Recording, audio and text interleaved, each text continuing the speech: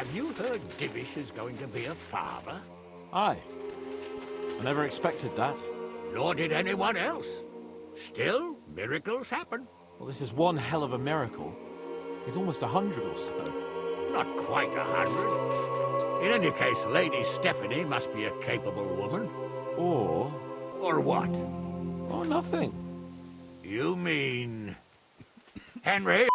Kingdom Come Deliverance 2. What a game. I loved becoming Bohemia's hungriest gambler in the first game so much that when the time came to finally play Kingdom Come Deliverance 2, I jumped headfirst into that shit. Not the gambling, at least not straight away, but the actual game. And I think it's fair to say that this game improves upon the first title in almost every conceivable way. Henry is back. Not that Henry. In a new region directly following the events of the first game, he's back with vengeance on his mind and quite possibly a touch of Alzheimer's, as his journey continues to evolve from the inadequately educated son of a blacksmith to a blood-soaked god of death. His joint quest for retribution and to quell his insatiable hunger persists, yet he remains a silly guy who is baffled a bit too much by fountains. We engage in skirmishes, investigate mysteries, gamble, fight in bloody battles, all while contending with spicy dreams and collapsing the economy of 15th century Bohemia with aggressive herbalism. This game is everything Kingdom Come Deliverance was and more, with added guns. Christ, what are you doing? Messing about! Weapon away! I have gone full-on hermit mode playing this game, and off the back of the first game that had me doing the same, as you can imagine, my loved ones haven't seen me in months. Why would I bother with this arsehole when Mutt doesn't shit on my floor? Or punch me in the leg, come to think of it. Reality can sod off, I'm developing parasocial relations with pixels. As you can tell, in my now over 200 hours playing this game, I have developed an admiration for it to rival the admiration I have for the first game. It is a ride worthy of quite possibly every second of its run, and as I've already detailed, it is by no means a short game. I might even go so far as to say I like it as much as I like Red Dead Redemption 2. And I could think of no better way to immortalise this feeling than a video, just like the one I did for the first game minus the crucifixion I had to do of my past self. So, let's get stuck in, shall we? Firstly, being a sequel, I think it's very important to establish a foundation. What made Kingdom Come Deliverance so special? That's a tricky question. Special is a nebulous status to attain. But in Kingdom Come's case, the game is special because it uncompromisingly creates an experience that feels authentic in ways most games, often for good reason, overlook. It becomes a unique thing, at least in its early hours, through doing this, and while it has all the tools to become utterly absurd in the later game, by that point, the effect has landed. It's a game that doesn't explicitly feel constructed or, more accurately, contrived for a player to trample all over like some god's gifted chosen one, but for us to take up the role of Henry, a believable occupant of this space whose life spirals into madness. Nevertheless, he still feels like a cog in the machine with some tasteful suspense of disbelief, and that speaks to a considerably more humbling experience that demands attentiveness from the player, rewarding it accordingly, with progress. Kingdom Come Deliverance is a respectable game because while I wouldn't call the base experience hard, I can't attest to hardcore mode and we'll get onto why shortly, I would say it won't settle for being the slop you switch your brain off to and mindlessly play as you listen to background noise. Too many games do that, and that's fine, there's a place for it even. However, this game wants you to be a participant. It wants you invested in Henry's journey, in learning to fight with a multitude of weapons that behave believably, training up to batter the crap out of Bernard so when bandits come they won't stand a chance. It wants you to get familiar with cack-handed mechanics so your persistence is rewarded, with said mechanics becoming less agonizing, both through you getting used to how they function and the game expanding the tolerance of error. The game commands respect from its player base and as a result delivers a highly satisfying sense of progression that vindicates committing to it that you don't often get. Not around every corner at least. Kingdom Come Deliverance does all this without taking itself too seriously. Henry can detonate chickens with a single punch and nobody seems bothered. He's the gambling king of Bohemia, causing half the region to default on their mortgages.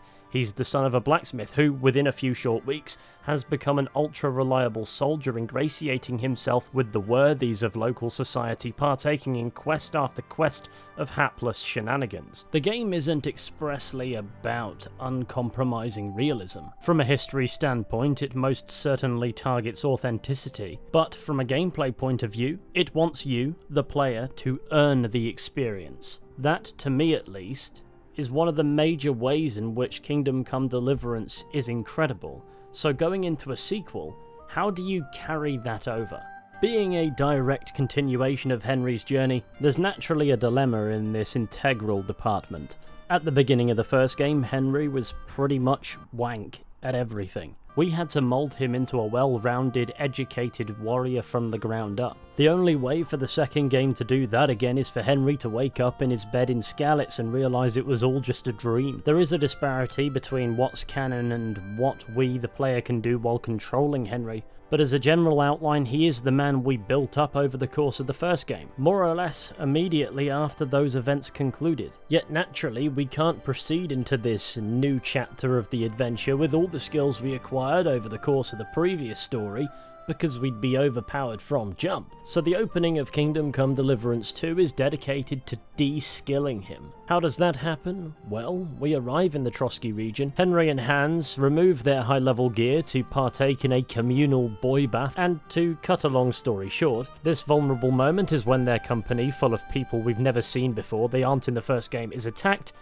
and promptly slaughtered. But this is only the beginning of the misfortune for Henry, who is then shot in the back with an arrow while learning how to swim, and somehow from there finds a way to fall off a cliff. As you can imagine, that's quite the beating. Henry and Hans only survive their ordeal thanks to the medical attention of a herbwoman, and so the extensive injuries see to the believable level drop. We definitely don't start this game as incompetent as Henry was at the beginning of the first one. With a touch of caution, Henry can formidably hold his own in combat more or less straight away, but having been seriously injured, he doesn't have the strength and stamina. Being blindsided and taken off guard like that, his confidence is low as well, so he doesn't have particular combos, and the Master Strike is also gone for the time being. He still possesses some skills acquired over the course of the previous title, such as being able to read, but you get the idea. We're reduced to a low level in every department, and we have starter gear now. But that doesn't mark the end of how Kingdom Come Deliverance 2 establishes the basis of its progression system. Henry and Hans venture forth to complete their simple task of delivering a message to Otto von Berghoff at Trosky Castle, only to be denied entry because, of course, they can't prove their identity. The message they brought with them has been lost, they haven't got fancy clothes on, there's nothing to prove that Sir Hans is Sir Hans, and Henry's more nobody than usual. So after getting dolloped in last night's curry, the pair regroup at the local tavern where they start a fight, get slapped in the local pillory and fall out, leaving Henry all alone. He's separated from his horse, his dog, anyone he knows, and we don't at this time have a clear linear path forwards. So while the progression system itself is slightly less intense, and I would argue Kingdom Come Deliverance 2 as a result has a less punishing few hours, the progression is framed very differently. In the opening few hours of the first game, Henry is constantly aided. The linear segment of the opening is much longer. Henry is more guided by characters you meet along the way, so we're equipped with all the tools we need to take the game by storm pretty early, and all we have to do is learn to tap into that. In Kingdom Come Deliverance 2, we've got none of that going on, so we need to figure it out. We know there's a wedding coming up that von Berghoff is going to be at, but it's up to us to find a way to crash that function. You don't have a time limit to reach the wedding, you also don't have a clear-cut set of quests that lead up to it. That is the next main quest. In the meantime, it's up to us to get ourselves back in the game. It's very nice of them to wait to host their wedding until after the party crasher is ready, but this facilitates my favourite thing about any RPG, perhaps even any open world game worth its salt. F***ing off. Too many open world games give you this world that's begging to be explored and pair it to a main storyline that's a bit too urgent for that to feel entirely comfortable. You kind of have to put the main story from your mind as you go off doing whatever takes your fancy. It is in most cases a minor issue, but it's refreshing to be told there's no hurry. I can explore this glorious landscape in peace. It's a slow burn game. I really like that there's an early divot in the narrative where you're free to go off and for as long as you like, focus on exploration and recuperating means and stats, tracking down your horse, locating your dog. That is a funny looking dog, engaging with random events, undertaking side quests, doing treasure hunts. You know, your standard game stuff. And because it's Kingdom Come Deliverance, that comes alongside plenty of training and exploits. Which brings me to the chickens. What was that? You idiot! You've killed that chicken! You can't just kill animals that belong to someone. That hen could have laid many more eggs. It'll cost the owner a lot. Well, there goes my infinite sustenance technique. Cheesing was pretty integral to the first game, and that is far from inherently a bad thing. And what that is for the whole zero of you that need the explanation is a tactic that bypasses the need for skill by exploiting weak points in the setup of mechanics. For instance, you can level up all your warfare skills by simply sparring with Bernard for hours upon hours until there's essentially no more leveling to do. It doesn't require skill because Bernard isn't out to kill you and is therefore slightly less aggressive, and he won't give up unless you stun lock him in a corner for long enough. It's a slow, painstaking abuse of a system intended to serve as sparse practice that yields experience. Because, rather realistically, practice does make perfect. In combat, instead of tapping into the wealth of the system to bypass fights, you can simply rely on master strikes and clinches, and that'll see you through. As far as survival is concerned, you can slaughter every chicken in sight, take their corpses, and you'll never have to worry about going hungry again. Or when it comes to trading, you can sell loads of gear to a vendor who no longer has the money to pay you for it, and then come back a few days later once they've sold all the gear you sold to them with more gear to sell, and suddenly they've got money spewing out their ears, leaving you with an abundance of gambling money, never having to worry about the in-game economy again. You can understand why the bulk of the game's mechanics are the way they are. You can see the intentions behind them. But they're so easy to exploit, and there are an abundance of examples beyond the ones I just listed. Exploiting the game's systems for your own benefit for minimal effort is so frequent in the first game, it's often idiotic to ignore it. Do you think I enjoy Farkle because I like the thrill of gambling? No.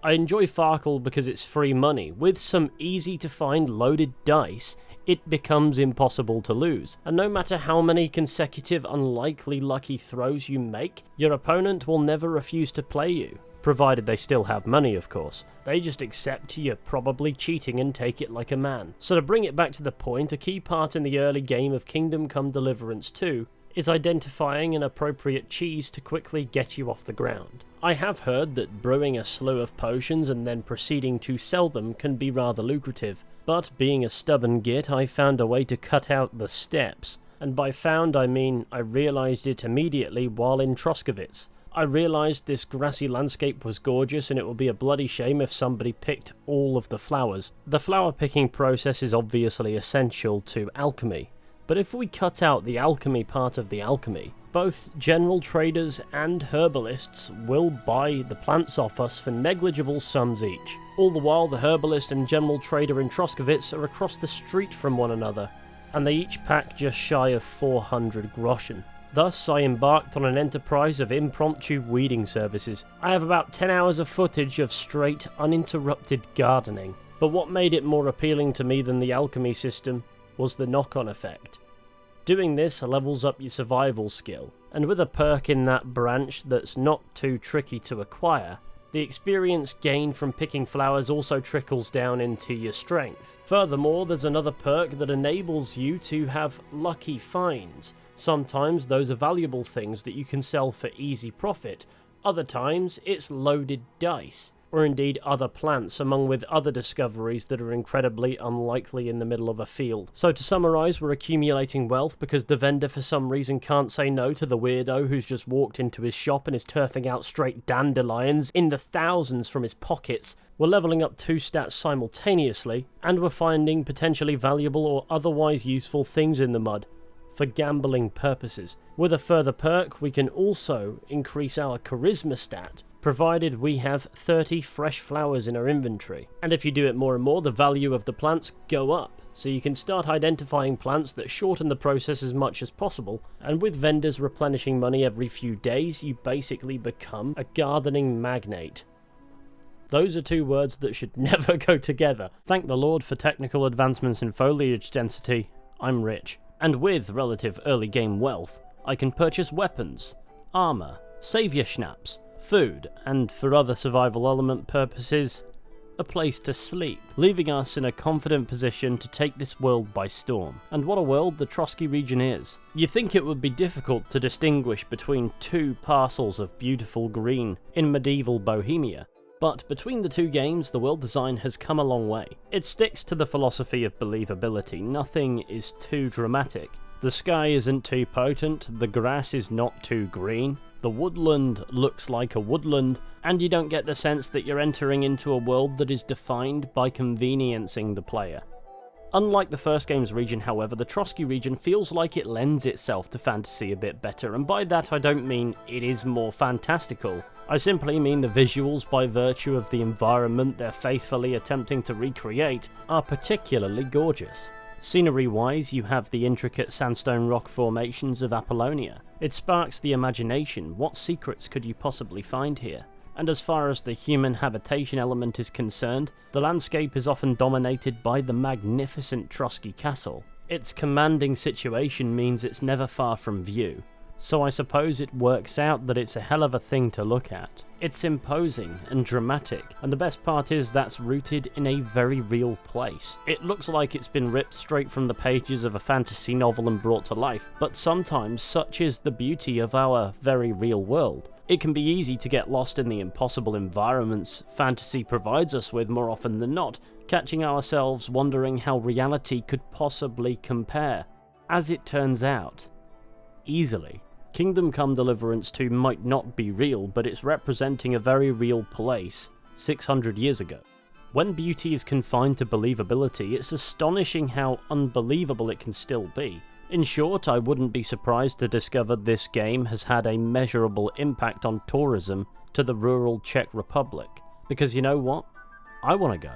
Nevertheless, visual fidelity and faithfulness to something real aren't the only two elements that are relevant when discussing a world in a game. An environment, however stunning, still needs to be inhabited with things.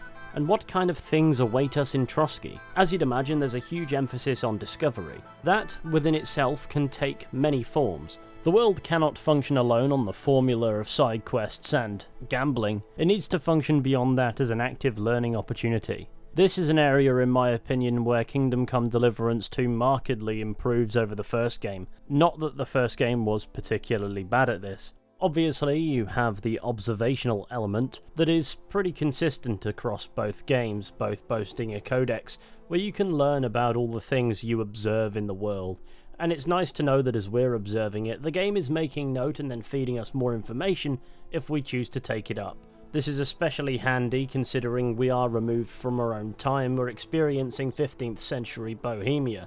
The entire culture and how the world worked is vastly different to today. Understanding the details that accent that environment is important because not all of them are going to be obvious. More than anything, the game takes an interest in the player being interested, and that's what I like about games that feature a codex, or something like it. Another thing Kingdom Come Deliverance 2 takes from the first game and enhances are the encounters. I did note that the first game's encounters had a tendency to get repetitive. There are only so many times I can beat a battered knight and take the same piece of high-value armor off him to sell. I'm not entirely sure what outcome he's expecting after the 26th time he's challenged us either. And more often than not, encounters amounted to disinteresting combat opportunities, not that there isn't any value to that.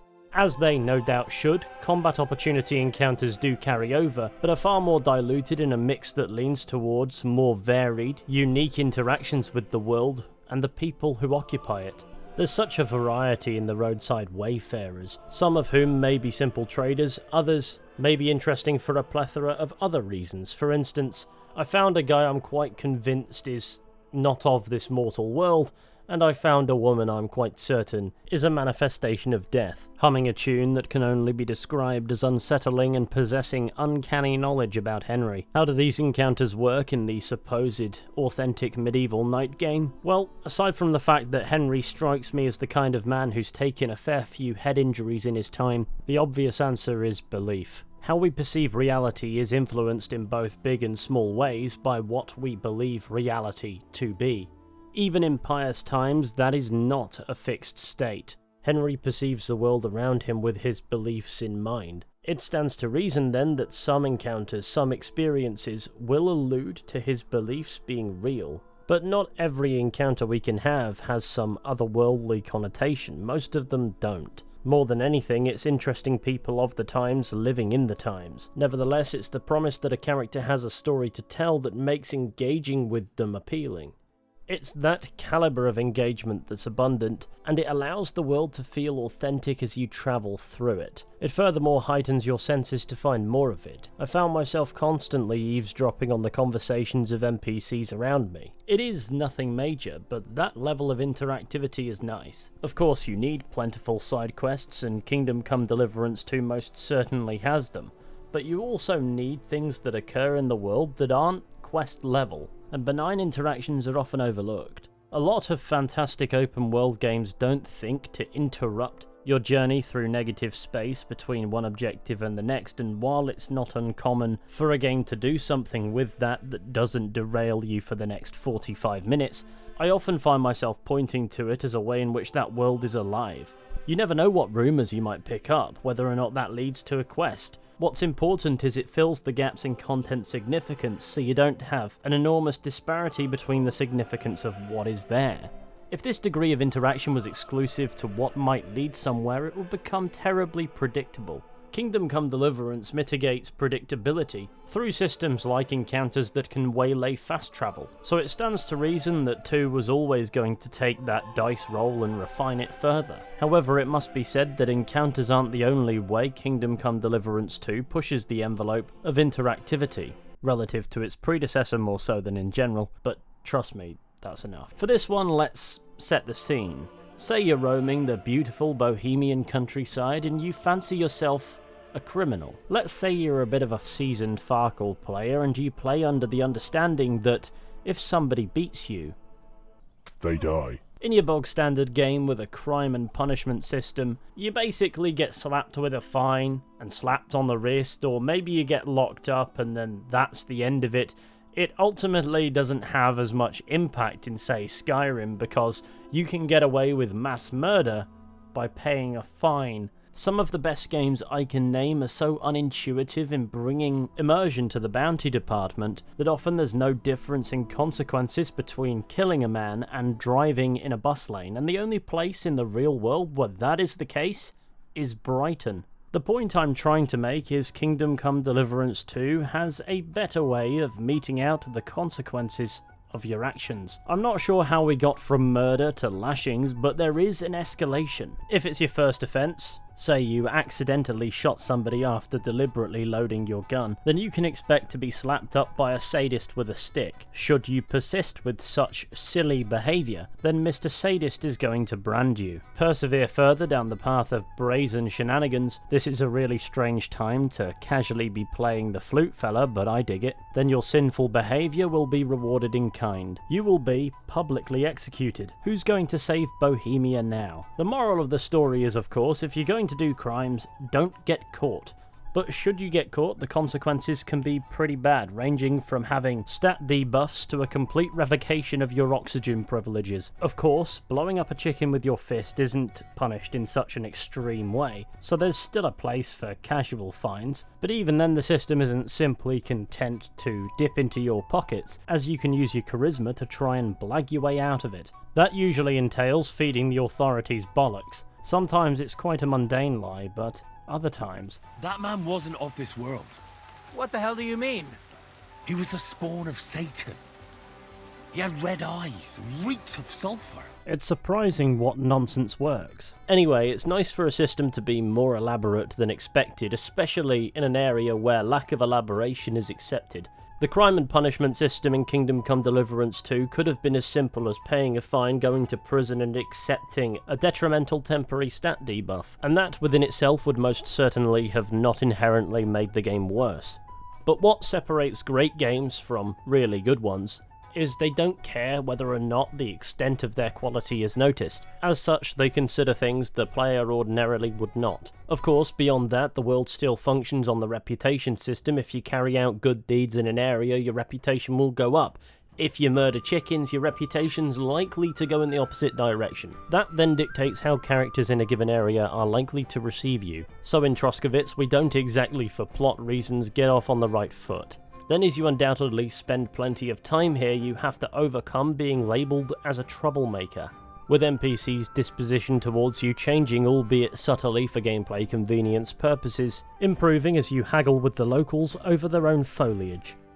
The encounter system furthermore gives you ample opportunity to pull off good deeds, such as providing first aid to a fella who's fallen out of a tree, naturally questing and participating in activities such as gambling, and being mindful when choosing dialogue options as to not make Henry say something stupid go a really long way in winning people over. Although that last one can be tricky sometimes.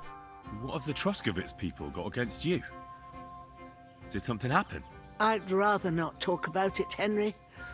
I wouldn't want you to get the wrong impression about us. You live completely alone in the middle of the woods. Don't you think I've already got a bad enough impression of you? Henry, for f***'s sake, that wasn't even a dialogue option. Why did you just insult this woman? So even outside of charisma and other skill checks where such a thing is welcome, Henry has a tendency to out of pocket say some things that have a reputation cost. What's annoying is sometimes they can unavoidably occur at the back of asking pretty important questions with regards to quests and things, and overall it just makes dealing with people trial and error. I suppose there's some value to it, but sometimes I find myself wanting to jump through the screen and cave Henry's head in. I spent the entire first game turning this man into the Dark Lord of Riz, and now he has all the people skills of a cauliflower. Fortunately, as your charisma increases, that does appear to change and Henry becomes far less socially awkward in general. But sometimes it would be nice if the game found a way to communicate the gamble of the dialogue option. I suppose they do, in a way, but the dialogue options have a tendency to only represent the instigation of what Henry's saying, but not necessarily what he intends to say. Then again, there are many games that I adore that do a very similar thing, such as the Mass Effect trilogy, and that's certainly a far worse offender than Kingdom Come Deliverance 2 is. I suppose the difference being, when the Mass Effect trilogy skill checks you in dialogue, you can't choose the option if you don't meet the bar. Kingdom Come Deliverance both 1 and 2 will let you try anyway, and Henry fumbling is you failing. That means you have to be careful what you say in dialogue. And considering these games prioritize keeping you attentive, frustrations aside, I think that's fair. After all, conversations with people in the real world frustrates me too sometimes.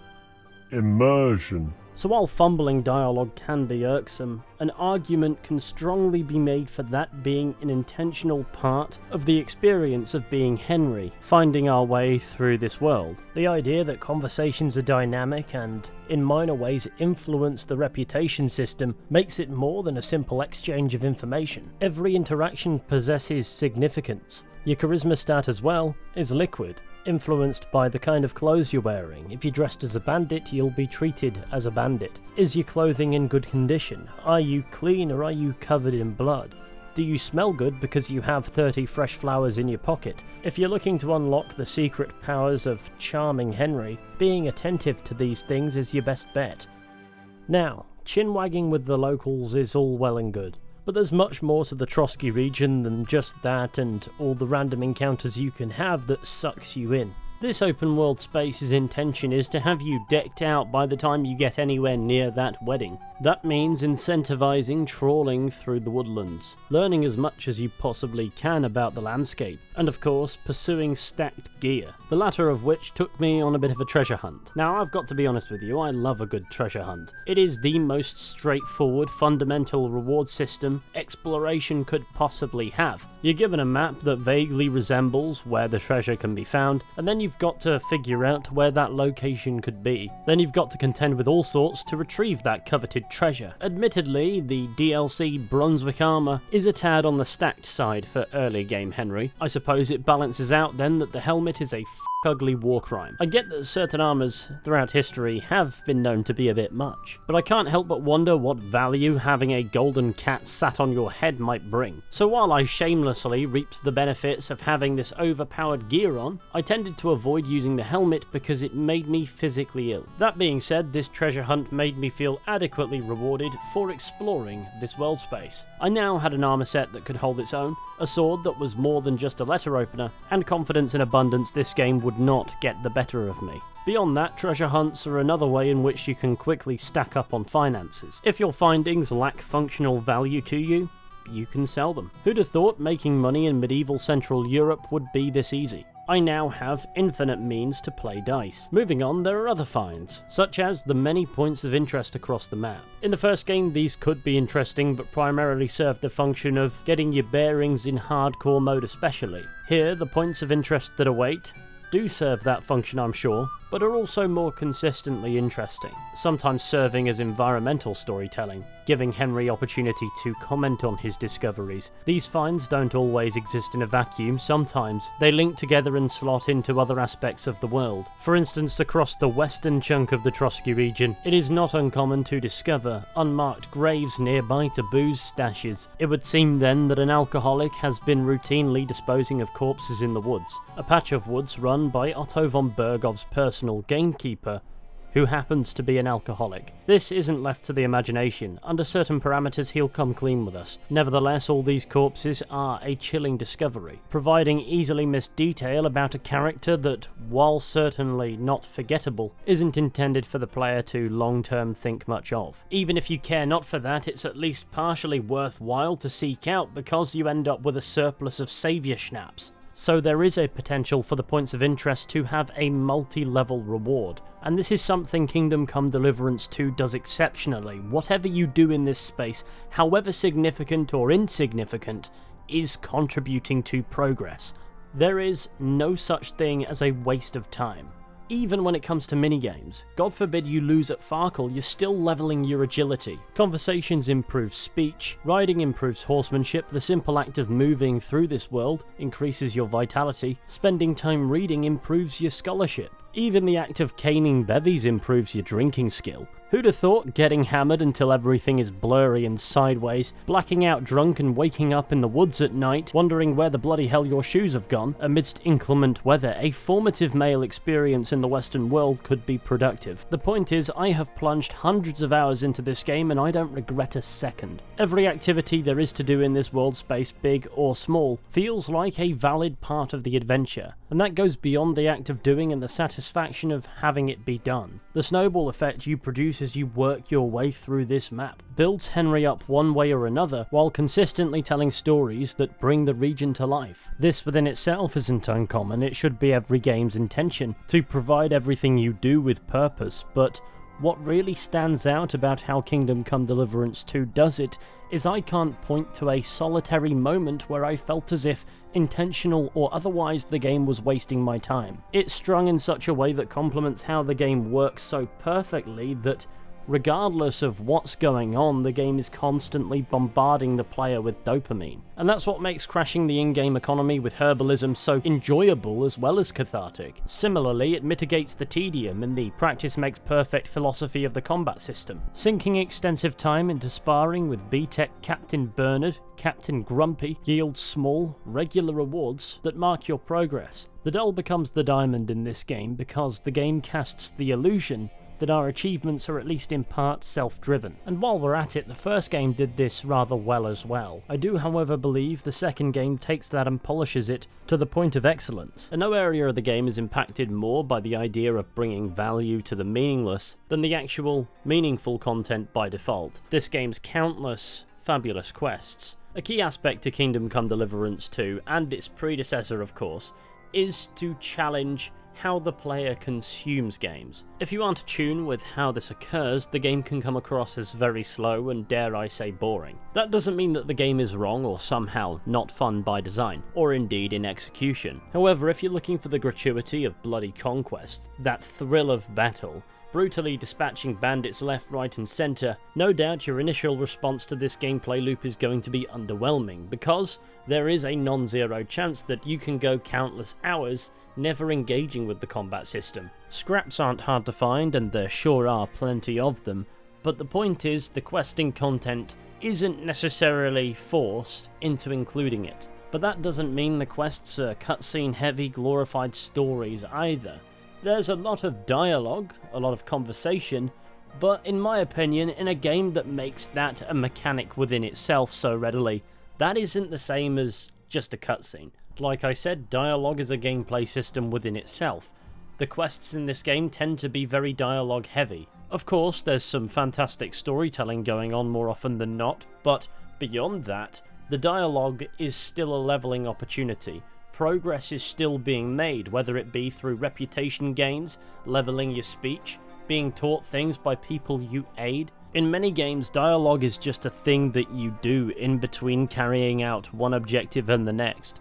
In Kingdom Come Deliverance 2, every new conversation is an opportunity to make a good impression on the locals, to put your speech abilities to the test, and as you get deeper into the game you recognise the importance of the gift of the gab. Kingdom Come Deliverance 2 buys itself leeway by assigning satisfying progression to minute after minute of unceasing dialogue, affording the game the freedom to explore its stories in the way it sees fit, which often is a leisurely paced endeavour. I'm not going to pretend every quest this game offers is of impeccable quality, some aren't very good at all. So there are certainly fillerish stories to follow. Others fall victim to frustrating placement issues, having you traipse across the map back and forth, while Henry's trying to act as the middleman between two equally frustratingly stubborn characters. And honestly, having seen the quest in question through to the end, the reward is kind of meagre.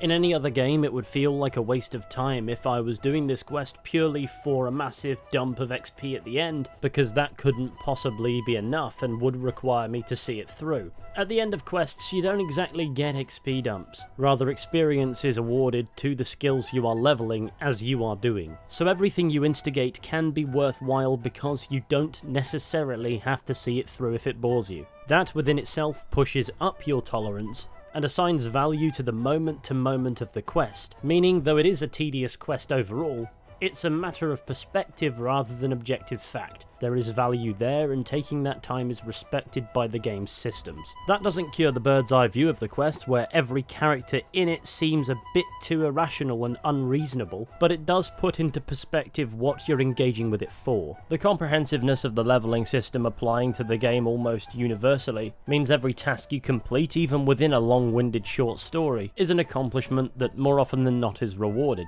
And if it isn't, it's contributing to rewards down the line. Therefore, the actual act of wrapping up a quest is only of importance when you arrive at its final objective. Any time before that, you can jump off the train having gained something. So there's a certain satisfaction to loading up wagons with heavy sacks as another example of tedium in the quest loop, because though, yes, it is slow and painful, it's also a free hit at leveling your strength, yet another invaluable trait to possess in abundance. The quest storytelling might slack at times simply because it is providing you with an opportunity. The monotony, believe it or not, is often the vehicle of that opportunity. And sometimes it's got to be tough, grueling, incredibly painstaking, because the payoff the progression system is targeting is a cut above in satisfaction levels. A lot of the Trosky region content is tailored around the idea that Henry might not be perfectly competent at everything yet, so while it won't shy away from dropping you firmly in it, it also has to provide you with plenty of abstract opportunities to accomplish things, alternative safer methods to level particular skills, so when the time comes to deploy them in actual life or death situations, you are at least to some extent ready for it. It's all part of the overarching process, but that doesn't mean there can't be memorable quests in the mix. For instance, finding a ram named Ignatius that sounds like this for some reason. Don't worry, we're going home. These forests are full of wolves. If we run into them, you'll have a choice. You can either run away or fight. Yeah, that's what I thought. What do you think about the situation in our country? I just love that this ram is so very obviously voiced by a person. It flicks two switches in my brain, the one that allows me to laugh at the unexpected use of the word bah, and the one that makes me terrified to take my eyes off the bloody thing because it's following me through the woods at night. Other memorable quests includes the entire quest line of aiding a miller with an aspiration to make bombs. I'm not entirely sure what purpose these bombs will serve him, but the millers in these games are always up to something silly, so I shouldn't be surprised surprised. I also took great pleasure in repaying the kindness of the herb woman Bojena who helped us at the start of the game, both by sliding her some of the proceeds of my illicit dandelion operation and assisting her in finding Pavlena, who has since then gone missing, putting Henry's detective nose to work, aiding a couple minstrels in finding then repairing a loot, only for them to repay us not with groschen, but by composing a song in our name. Henry, our hero Henry, the fellow who helps his fellow man. Henry, reliable Henry, he gets the job done the best he can. As you can imagine, nobody at the tavern is fond of the disturbance of the peace, and Henry's rather embarrassed. But I suppose some things are just worth more than money. As for what these unique rewards say about the world, well, we've had an impact on these two minstrels, who are insistent on humiliating themselves more than anything. Now that we've provided them with the means, they want to make us famous with their sick tunes. So as you can imagine, that one's gone straight into my curated playlist I only use when passengers are in my car to make them evaluate their life choices, including their affiliation with me. He gets the job done the best he can. Yeah! All things considered, the Trosky region goes above and beyond in formatting itself as a total blast. Whether you're getting smashed with a bunch of humans and talking to dogs that suspiciously talk back, or scanning the world for its abundant hidden secrets, treasures, and Easter eggs. For instance, the aliens. There's a real emphasis provided by the game's no rush to begin philosophy on venturing out into the sticks and soaking in as much of what awaits as possible. As you can imagine then, a lot of players will sink multiple dozen hours in this environment, stacking Henry out thoroughly, before getting anywhere near that wedding where the game's story truly begins in earnest. But you know what? All good things must come to an end. All the exploration, the questing, the leveling, it has to lead somewhere. And it does.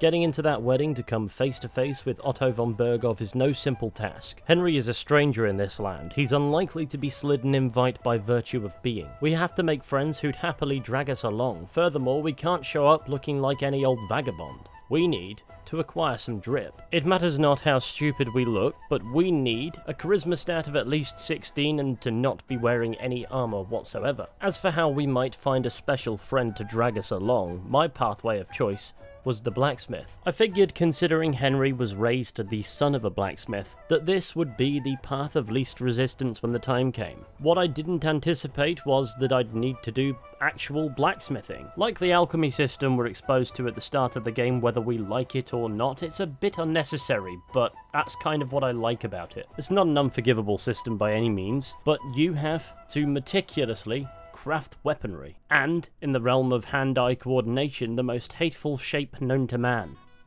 Horseshoes. There's more to this pathway than just hammering metal, though it is quite handy because the craftsmanship experience means you'll be able to repair your own gear much easier, even if only using repair kits. The smith wants to bring a particular sword as a wedding gift, which means we have to venture out and find that sword. He also sends us to track down a lost shipment to Samine, the wedding venue in question. To cut a long story short, we have to beat the daylights out of a noble in his own courtyard, ingratiate ourselves with the Lord Samine, deal with some sneaky little bandits in the woods, and then finally seek out a character known as the Hermit, who, true to his name, is somewhat tricky to track down. So we have to find him, furthermore win over his cooperation, and unravel a story that intersects with the Knights of the Cross with the Red Star, which is a Bohemian Catholic military religious order based in Prague. I don't wish to do this quest injustice by glossing over it, but I'm mindful that otherwise the video might actually be 6 years long. So to put it simply, it's a great morally ambiguous quest where there's no clear right answer. Seeing it through to its end will lead us to the sword in question. From there, all we have to do is reforge it a bit and yippee, we can go to the wedding, which serves as something of a culmination of the deeds you've done in this world space, so it's definitely recommended to not go until you're absolutely certain that you've adequately explored Trosky. So after completing the prerequisite quest for going, I actually put it off for quite a while. They keep just putting it off until we're ready. So kind of them to be so patient, it's almost like they want their wedding to be crashed. Anyway, to the wedding. The wedding itself is a really clever bit of design. You can rush it and stick to the objectives strictly outlined, but this smash together of a variety of characters you can otherwise meet in situ all in one place is quite something to behold, so why would you want to rush this opportunity to get up to shenanigans? Understandably, you are removed from your weaponry, which is a running theme with a lot of quests in Kingdom Come Deliverance 2, but this is a happy occasion, there's no need for violence. This wedding stands as the perfect example of an environment so rich you forget why you came here in the first place, and why you came here in the first place turns out to not matter anyway. Why not go dancing with the woman who has 2 left feet, feed the local peasants, engage in a sword-fighting tournament in the barn? Farkle, you say? Go on then, why not? Bollocks. Overindulge on sweet treats, become a therapist, steal some booze for the drunk who tried to twat us earlier, help the blacksmith because he f***ing lost the f***ing sword, find Sir Hans, I scarcely remembered what this guy looked like, and continuously build bad blood with a fella named Wojtek. It's not my fault I clocked him flirting badly, I don't make the rules. Greetings. How I long to kiss your lips and, put my hands on your hips. Enough. I can't listen to another word.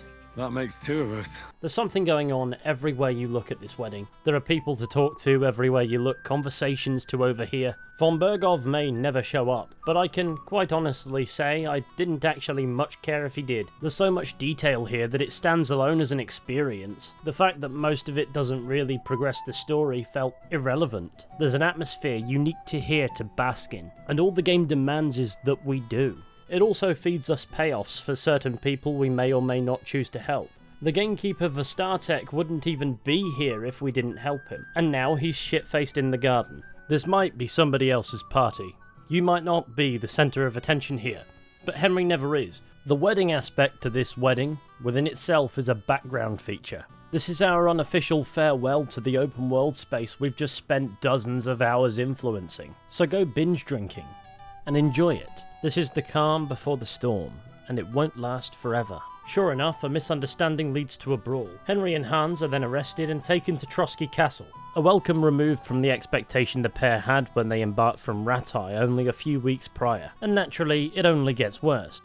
Henry is released to work off his debt within the castle walls, but Hans, for the poaching he's been up to, is sentenced to die. And now, once again removed from our gear, we face a race against time to save our lord, with the bell tolling at the top of every hour to warn us of his impending doom. I really enjoyed this segment. We're forced into stealth. We've got to find the captain we met at the start of the game, who is now delirious after being critically injured, laying half dead in the chapel of the Maiden Tower. Naturally, that's the highest, hardest to reach point of the castle, so successfully navigating up there is a challenge. It's easier than it perhaps should be, considering this is a castle, it should be heavily protected, but fortunately von Bergov and much of his men still aren't here, so I found adjusting to the guard's schedule fairly straightforward and slipped my way up. However, if you think it's going to be that simple, you're wrong. You see, Captain Thomas is paggered. The healer's out of town, we need to get medicine to him, or he's had it, basically. So we've got to sneak all the way back down to the courtyard, and then up the other tower on the other end of the courtyard almost all the way, find the physician's journal, figure out what medicine Thomas needs, and then bring said medicine to Thomas.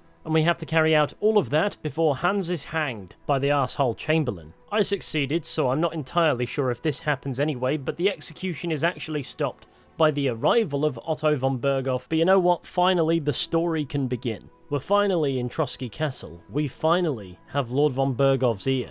And it would seem he's receptive to us. Since he's a staunch supporter of Sigismund and we've come in the trickled-down name of Wenceslas, there are a lot of questions hanging over this tenuous alliance that aren't necessarily addressed. Nevertheless, in good faith, we put ourselves to work aiding the man, particularly in dealing with the bandit problem we fell victim to at the start of the game, which sends us to Nabokov Fortress, to mobilize allies to fight with us. Something about this place and its lord Sir Yaramir seem fishy, so while Hans and he iron out some diplomacy, we're left to investigate the many tales of how Sir Yaramir came to have so many fancy horses, when I wasn't thrashing my tour guide at dice, that is. We come away from Nabokov with no concrete answers, but something doesn't add up. So we return to Trosky, where Otto von Berghoff sends us to torture one of the bandits, a genuine dream come true for Hollow Henry, where to cut a literal pulling teeth session short, we learn Nabokov has covertly been taken over by bandits, and Oda Samin, the man whose wedding we just crashed, is in league with them. leaving us unsure what to do. We can tell von Bergov that Samine seems to be in league with the bandits, or we can just not do that. We can omit that piece of vital information. After all, Lord Samine is genuinely decent to Henry. Captain Grumpy is also decent to Henry. As it turns out, the alcoholic cousin is a sound geezer. Do we really want to put those people to the sword for the sake of a man whose chamberlain is an asshole? This is the first hint we get that we might be on the wrong side of this. I personally chose to not tell von Bergov, and instead stick to the facts that progress the narrative. Why? Because nothing he'd said or done so far had convinced me he was actually on our side, and the game wouldn't have me wait long for vindication. For what comes next, this is our genuine last chance in the Trosky region before the narrative pacing makes it impossible to explore before we move on. But by this point, I didn't feel any significant need to step away. That being said, there's only really one quest at Trosky Castle that is only available at this point, and that is vanquishing the place of demons, whom everybody present but the blacksmith seems convinced by, seemingly believing that demons have plagued the castle for as long as it stood. We can, to a point, decide how much stock Henry puts in this story. I like the portrayal of superstition, and how it interacts with the idea of realism in the 15th century in Central Europe. So like I said earlier, reality is not objective, it is influenced heavily by your beliefs of what it is. So to these characters living in this world at this time, the idea of devils, demons, God, heaven, hell, all of it, to them, it is real. Beyond that though, the only real thing this quest adds, aside from taking the piss a bit by design, is the fact that we get to torment Sir Hans with the same voice line on repeat. Did you hear? Apparently there's demons in the castle. Damn it. If they weren't before, you surely just summoned them here yourself. What? How? Every time you say the word demon, one shows up. Don't you know that? Some words just shouldn't be used. You just used it yourself. Kurva! You tricked me, you blackguard! A demon! Stop it, you madman! A demon! Fine.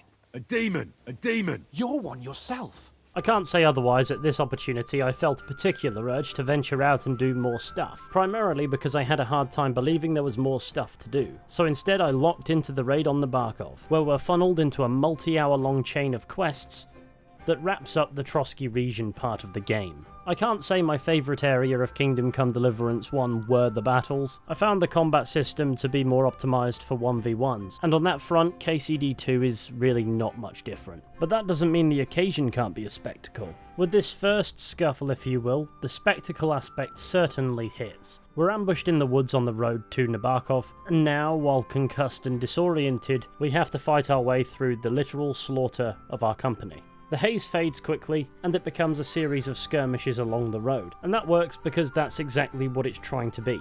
We're pushing through woodland, absolutely surrounded by our foes. We're on the back foot. It's no longer about victory, but survival. We get absolutely thrashed out here until there are no survivors, including the Chamberlain, apart from Henry and Hans, coming face to face with the bandits' leader, the guy who was impersonating the Lord at Nabarkov, whom Henry swiftly eyeball deletes, but is ultimately taken captive. And since that promises to not be very interesting, it's here where Kingdom Come Deliverance 2 deploys something the first game didn't really have outside of DLC, where you play as Teresa. A different perspective where you play as Father Godwin for a bit. He has a new voice where his accent is notably more Scottish, and you'd be right in pointing out that the first time we actually play as Godwin in this game is at the very beginning. This isn't the only time the story deploys you're playing as Godwin now. It does it semi-often when Henry's locked into events that aren't going to be very interesting, and helps embed this idea that Henry isn't the main character of the events that are unfolding.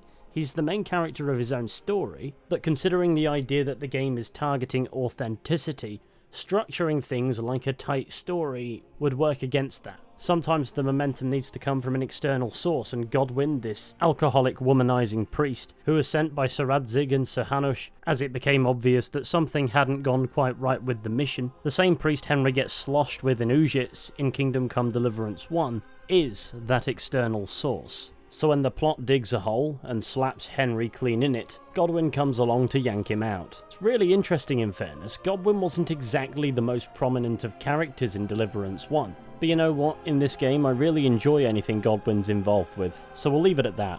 Long story short, he parleys with the bandit Jan Žižka, presently holding Henry and Hans captive in the same basement as the actual Lord of Nabokov, who looks nothing like Žižka. Among Žižka's ranks, Toth, the main antagonist if you will from the first game, the one in the possession of Martin's sword, the blade Henry vowed to retrieve. Now his vengeance stands before him, the other side of the bars, where it becomes clear that Toth is playing Žižka. The bandits and we are actually on the same side, so we blow up his little spy operation, not that he isn't rescued a moment later, and then Godwin comes to the rescue, having cleared up our little misunderstanding, but not in time to get Toth, or Eric, the other villainy character from KCD1 who's back. So now we're in Nabokov, and we're besieged by von Bergov, who now has the forces to competently reach this place.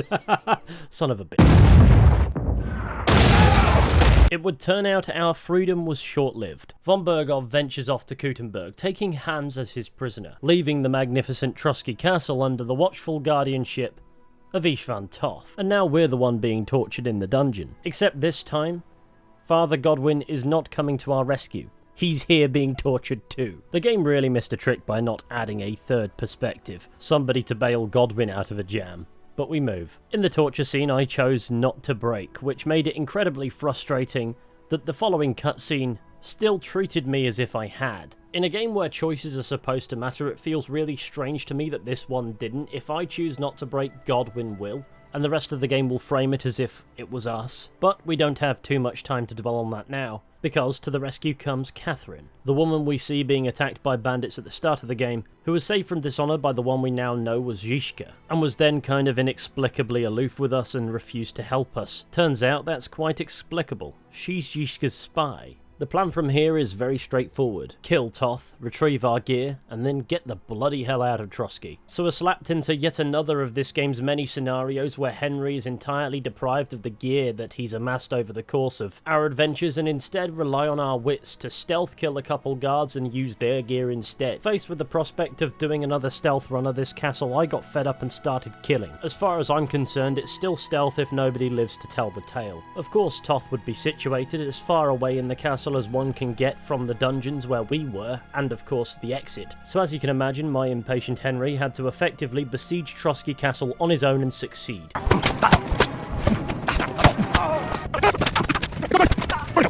Yeah, I wouldn't bother calling the guards. Their employment status has notably shifted down the list of priorities. I think this is the best time to mention that when this game does proper cutscenes, they are phenomenal. Anyway, it's this final confrontation with Toth where the game really starts to touch down on the themes as far as Henry's journey is concerned. The first game alludes to the idea that both characters had a similar background, losing their families to a war that they at the time had no say in. But now they stand before each other equals. Henry seeking vengeance and to retrieve his father's sword. But what makes Henry different from Toth? It's not like when we're out killing people in the woods, we ask if they're a dad before we send them to their maker. So what's the moral difference between the people we've killed who were in our way, and the people Toth has killed that were in his? While we're at it, what about the other antagonists from Henry's perspective? Markvart von Aulitz, or Eric? In short, the moral ambiguity of Henry's vendetta has deprived him of the status of innocence. His foes may stand on the opposite side of a war, but that doesn't automatically make Henry a better man. War's an ugly business. Toth is a fantastic foil to Henry's quest for vengeance in this sense. He understands his motivations. To an extent, he, and furthermore Eric, lived it. But the point he's trying to make is that Henry has charged headfirst into this voyage of bloody retribution, that somebody somewhere will view him as their Toth, or their Markvart. And this confrontation, where all of this is laid out, becomes perhaps more impactful, because it arrives at the back end of a confusing mess of events where Henry's fighting under the banner of Otto von Bergov, ambushed and imprisoned at Nebokov before being released due to that misunderstanding being cleared up, and then fighting to defend Nebokov from von Bergov's forces before being taken captive again and taken back to Trosky, being tortured in a room where he once tortured someone whom, as it turns out, was on the same side as Henry. How do you even begin to make moral sense of that part of the journey? Never mind how might you apply it to that war, or that series of wars. Toth may be slimier, more ruthless, more experienced in this theatre, but if Henry isn't careful, he has every chance of becoming just like him, because the wars he's involved with don't have room for a moral high horse. Furthermore, this scene highlights once again that Toth isn't some conniving villain that you'd find in a comic book. He has a human side. He cares deeply for Eric, even begging Henry to leave him out of his quest for vengeance. There's a notable cruelty in how Henry taunts Toth, outlining how he's eventually going to kill Eric. A cruelty Toth himself wouldn't be above, should you reverse the roles, serving as proof of two things. First, in Toth's begging for Eric's life, neither character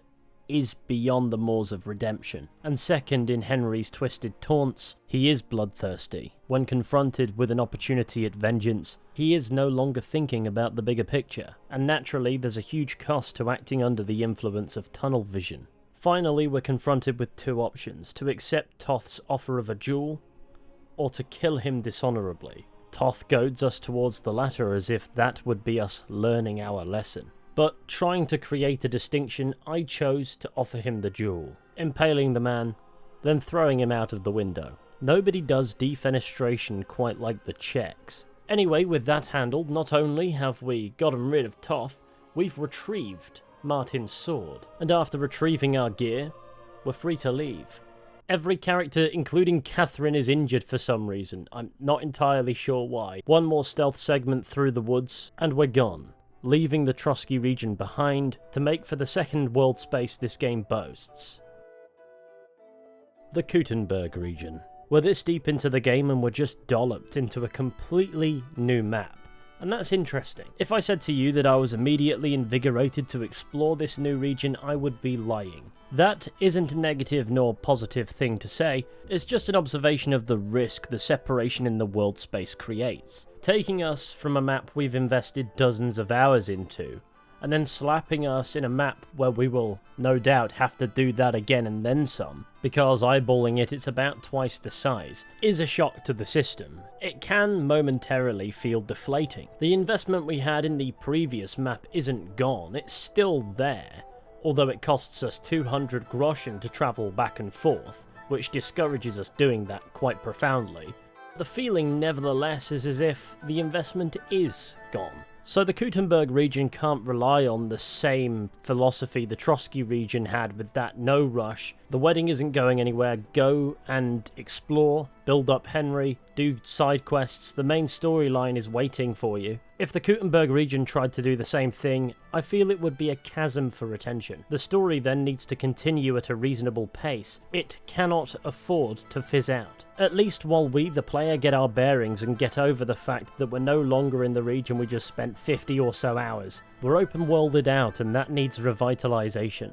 That doesn't necessarily mean another feature-length film's worth of strictly linear content. What it means is the game can now use plot to help us get our bearings going into the game's second half, because if you've got to this point, you have officially earned the right to play this game. The noteworthy distinction between starting here and starting in the Trosky region is here, we have allies. We are no longer alone trying to find our way. We have our competence and we know definitively what our next steps are. There's a mental reprieve that comes with that clarity. We don't have to take it upon ourselves to navigate to what we need to do next. It's right in front of us. Should we need that adjustment phase, the game has us covered. Follow a few objectives, rescue the Dry Devil, with the best cutscene in the entire game. Damn. There's more of them than I was expecting. We can't back out now. Let's blast at them and seize the advantage. Oi! You two! Get that wreck off the road. Not to worry, Honorable Sir. We're working on it.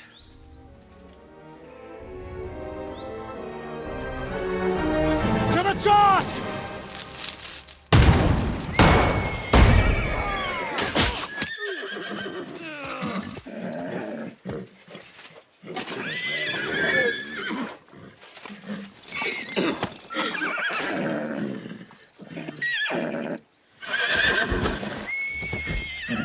Matilda!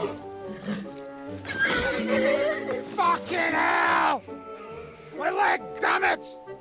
You idiot! Helping Dry Devil assemble his band of merry men is a great way to get out into the Cutenberg region and become familiar with it in part. Not that we'll always win those lads over. For instance, tax collector Matthew, I had to kill him and all his mates. But the important thing isn't how successful we are in making friends, it's that the Cutenberg region doesn't expect us to interact with it the same way we had to interact with the Trosky region. This environment is less intimate, it's more expansive, spread out. We're basically given the step-by-step direction to get started. Like I said, we start this area competent. Every distinction possible is made to make sure the feeling of getting going here does not resemble the feeling of getting going in the previous region. It's ultimately that shift in what the game expects from the player that brings you out of that region switching slump and allows you to accept this new landscape for what it is, rather than a replacement for the place you just got attached to. One thing that really helped in making that distinction is the one thing this region has that neither Trosky nor the region from the first game did: a city.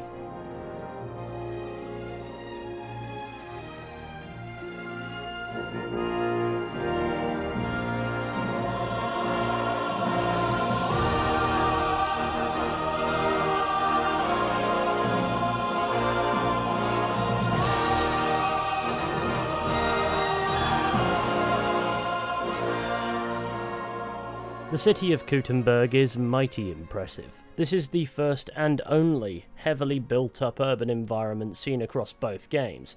We've had towns, we've had villages, but cities have never really been put into scope.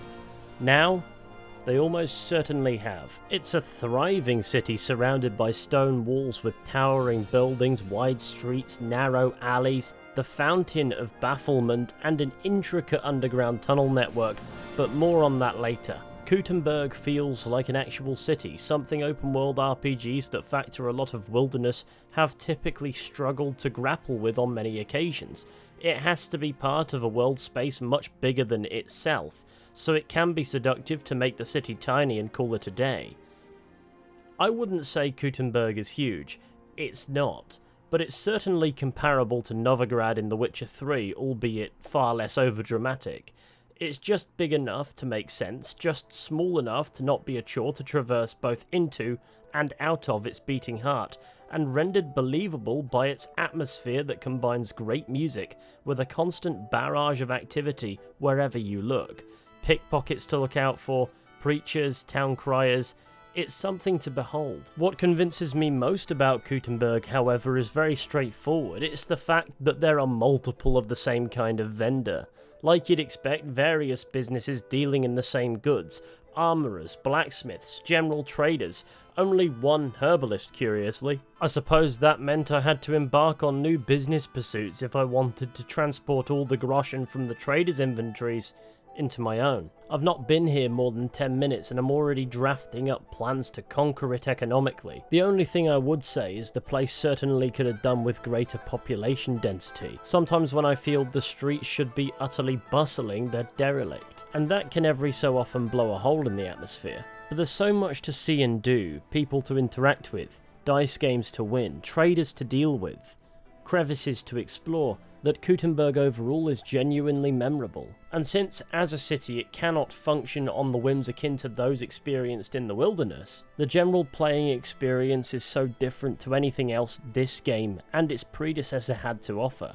I wouldn't say it's a better experience than the rest of the game, but it is refreshing. So naturally I spent plenty of time exploring Cutenberg, primarily looking for a means to bankrupt all of the merchants, all of whom had much more money than anybody in the Trosky region did, aside of course from the street vendors who didn't. I did still embark on the odd wormwood collectathon outside the city walls in the vineyards, because herbalists, grocers, and bakers do value these things, but I quickly realised if I wanted to obtain the wealth of the wealthier merchants, I would need some higher value loot to barter with. This would require me to venture out from the city, into the woods, where all the bandits and moonwalking rabbits are hiding. What is the method in question? Why, of course I'm killing people. The bandits in the Cutenberg region have higher value gear. All I have to do is slaughter enough of them, take their clothes and weapons, and pray I have enough carrying capacity to make this profitable. And if not, stick the surplus weight in the hollowed out horse. Speaking of the horse, I was pleasantly surprised by Pebbles. When you get Pebbles from Samine, pretty early in the game, Pebbles isn't particularly good. The stats are okay, they aren't spectacular, but people will comment that she's a nag, which is an arsehole move on their part. However, if you stick with Pebbles, despite this external pressure to find a better horse, Pebbles will become one of the best horses in the game. The game didn't have to reward us for our loyalty to the mighty Pebbles, but the game does. She becomes faster, less flighty, has more stamina, and of course her carrying capacity basically doubles, which means there are more suspiciously hollowed out portions of the horse for me to stick everybody's armour after I've killed them. So with an increased carrying capacity on the horse and a high strength stat, meaning my own carrying capacity isn't particularly pathetic, provided I don't amass clutter, I will have plenty of space to stash people's gear, that I can then bulk sell to the traders of Cutenberg. I had a great time becoming wealthier by exploiting the merchant's inability to say no to me. But that wasn't my only method of profit. I alluded to the tunnel system before. Well, as it turns out, the Cutenberg underground, if you will, is absolutely crammed with loot. There appears to be an actual vampire under the herbalist's house. Why yes, I'll take that golden cross. Is that the holy f***ing grail? There are various points in this tunnel system where high value finds can be made. It's worth noting the tunnels can be a bit disorienting to navigate, but if you're willing to brave it, it's very unlikely you'll resurface without the means to make profit. Basically, the challenge of making money in this urban economy is pretty low. Becoming a savvy businessman is an absolute piece of piss, but there's more to this world than getting rich and euthanizing the tax collector on the west gate. For the most part, outside the atmosphere of having the city, the positives from the Trosky region kind of apply to the Cutenberg region as well. I will say the quests have a tendency to not prioritize trivial pursuits or alternative means for leveling things. In the Cutenberg region, the game will assume that Henry is competent. As such, what we get up to in this region lines up better with what would be expected from an RPG like this. One that stuck with me was the Mouth of Hell quest, where Henry's sent to investigate demons in a mine, and falls in. And what we find within is entirely explainable, simply a knight who has gone insane, and remained down here for God knows how long. We are deprived from our gear once again, and, unless we pick up a torch, we're in complete darkness. But I love when a game sneaks up on me with some ambient horror atmosphere. Wading through the damp darkness, hearing the distant ramblings of a madman. Reading his journal entries, documenting his plummet into insanity. And of course, finally coming face to face with him. Putting him out of his misery. I love how this game leans on superstition to create an atmosphere where you question if maybe it's just possible. Only, of course, for a plausible explanation to arise after the atmosphere has sold you on the prospect. I'll crucify your corpse! A quest like this that will stay with you for the rest of the playthrough really goes a long way in making a world space memorable, and it's far from the only example of a great bit of side content in this region. Take for instance being accosted by a bandit at the roadside who seems, well, a bit too polite. With a bit of charm we can convince him not to try and rob us and instead explain how he became a bandit. As it turns out, he's a knight who lost all of his stuff in a duel with another knight. So instead of giving him all of our hard-earned money, or killing him on the spot for being so brazen, we can opt to help Sir Yezek by challenging the knight he lost his stuff to a duel to get it back. Zavish is found in the centre of a war camp, so it's the perfect opportunity to test our mettle against a hardened soldier. And it feels good to do the good deed of returning Yezek's stuff and his horse, winning the foolish knight's admiration. We are now equipped to do good deeds without hesitation, so the game ensures there are plenty of good deeds to do. For instance, aiding another foolish knight, Posey, in rescuing his brother, who of course is rather memorably named Tugbone, for the exact reasons you think, and then helping the pair recover their father's ashes that were stolen by a band of humans. Memorable stories in the Cutenberg region are abundant. You could easily get lost in this stuff for just as much time, if not more, than in the Trosky region. And because of how the game enjoys yanking the player's pizzle, as the 600-year-old kids say, there really is no telling what adventures await. So get stuck in. Even when things seem like they might be drab at first, they turn out to be a fantastic quest in their own right. Like I said before, there wasn't a solitary moment I could point to and say I felt like the game was wasting my time. That applies here too, no matter what's going on. I just got lost in a region where everything felt worthwhile. But I have to confess it's not a perfect world space. The city itself is great, but unlike the Trosky region, I didn't find myself particularly drawn to the towns. They didn't seem to have as much going on, if that makes sense. They were just oddly less interesting. I suppose it might partially be novelty. This late into the game, that's gone. But I just didn't find very much happening here. There are always people in the pillory to antagonise and traders to barter with. Every so often there'd be an inn where you could get your head down and gamble. Simple encounters do happen and quests do regularly intersect with places, but the allure was notably absent, particularly by comparison to the big city. Considering the novelty of that hasn't worn off, there was always going to be a gravity pulling you toward it, but I couldn't help but feel as if some of the smaller settlements felt lackluster. They aren't badly designed or laid out by any stretch, they just didn't have the atmosphere I was hoping for. Don't get me wrong, I'm still mighty impressed by this world overall, and I do think the urban fixation is intended to feel somewhat colder than the Trosky region. It's a compliment that I can't help but feel as if this second map perhaps could have done more to bring itself to life. I don't know if I'm viewing the Trosky region through rose-tinted lenses here, but I found the terrain varying considerably contributed to the charm of that landscape. There's no escaping the fact the Cutenberg region is dominated by flat open plains. It has a gentle sloping camber, but it isn't dominated by places for things to hide outside the city in the forest regions around the edges, so the towns may come across less interesting because no matter which edge of it you're on, you can see away from the town for hundreds of meters and rather quickly discern that there isn't much there to find. Using any given hamlet as a base for exploration, therefore, isn't such a promising idea, not like it was in Trosky. The terrain variety of the first region made each corner of it feel unique. The rural orbit of Cutenberg is much more predictable, and perhaps there is a design choice to that. After all, with an economic centre so close, life has a tendency to get sucked toward it, so the towns surrounding it would exist in limbo, if not decline. Their long-term economic prospects would be inhibited by the massive city being but a short ride further. And that city is well done, but it itself is not immune from flaws. It's far from a superficial city, but its elaborate nature may not be as elaborate as you first expect. Many of the buildings, including some that perhaps probably should, don't have interiors, so while exploring the place can be a sublime experience, I found myself constantly approaching doors I expected would lead somewhere only to discover they're there for decoration. That doesn't immediately make anything bad, but this game does promote the idea of exploration and being thorough. Trosky region is built on being thorough, both in the presentation of the open world and the storytelling on display. So the game itself has trained you to run into those doors and find out if they work. Sure, a lot of these buildings won't be interesting private dwellings, but the rest of the game allows you to break into people's houses.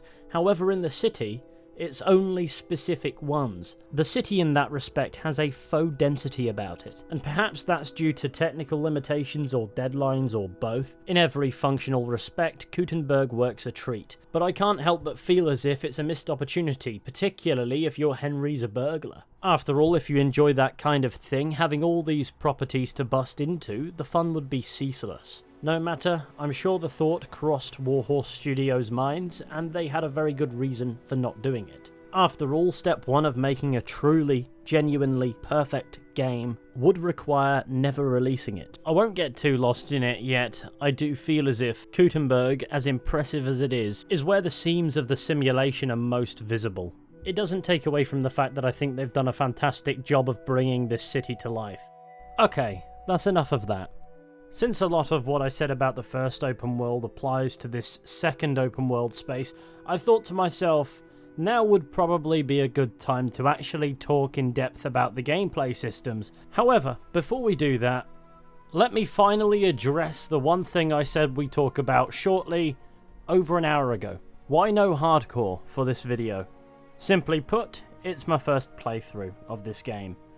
I didn't want to jump into hardcore, get deep into it, find myself at a point of serious skill issue, and regret it. And I didn't do hardcore for the first game, so maybe a stream series going through both games chronologically in hardcore might be on the cards. Anyway, the gameplay. The most natural place to start would be the combat. The first game's combat was an interesting idea the sequel persists with, but it was slightly unbalanced. It didn't really thrive in 1v multiple scenarios, and with the Master Strike it could be reduced to a timing exercise for pressing the win button. That, more than anything, was something the sequel had to remedy. That was made difficult to balance again, measuring against the crapshoot logic of getting Master Struck yourself, making the straightforward defend and counter strategy incredibly reliable. Well, you start this game without the Master Strike, so if you want to use it at all, you're going to have to go out of your way to pick it up from Tomcat in the Trosky region. So at the very least at first you will have to experience combat without it, but when you do relearn it,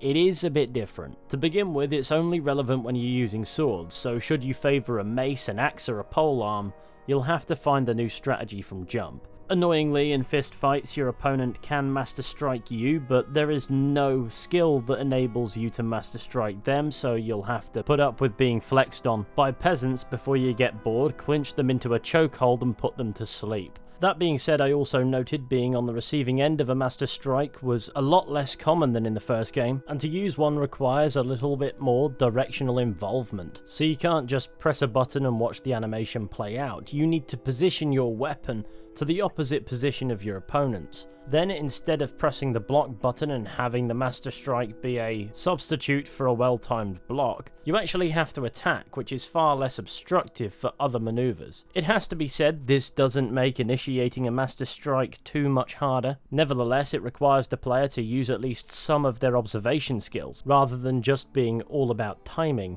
It's about timing and positioning, allowing the Master Strikes to exist without undoing the value of the block and riposte system, because that is equally as handy. If you can't get into the position for a Master Strike, you can still deploy a riposte to initiate a combo and deal damage. I don't know if it's me, but I find the combos to be a little bit fussy to instigate. Natural combos are fairly easy, you're button spamming, so once you've got your opening, you press the right trigger and allow the natural directional movement of your weapon to complete the chain. It's straightforward, doesn't require much thinking, and isn't too flashy, but it does the job. Anything more than that requires you to manually dictate the direction, and figuring out the timing the system is working on is a science unto itself. So mastering that is a part of the journey I am yet to complete. However, I find what's likely to seduce players into not bothering is the fact that many enemies you face won't last that many hits anyway. So there's a certain appeal to the aesthetic pleasance of the Master Strike kill animations.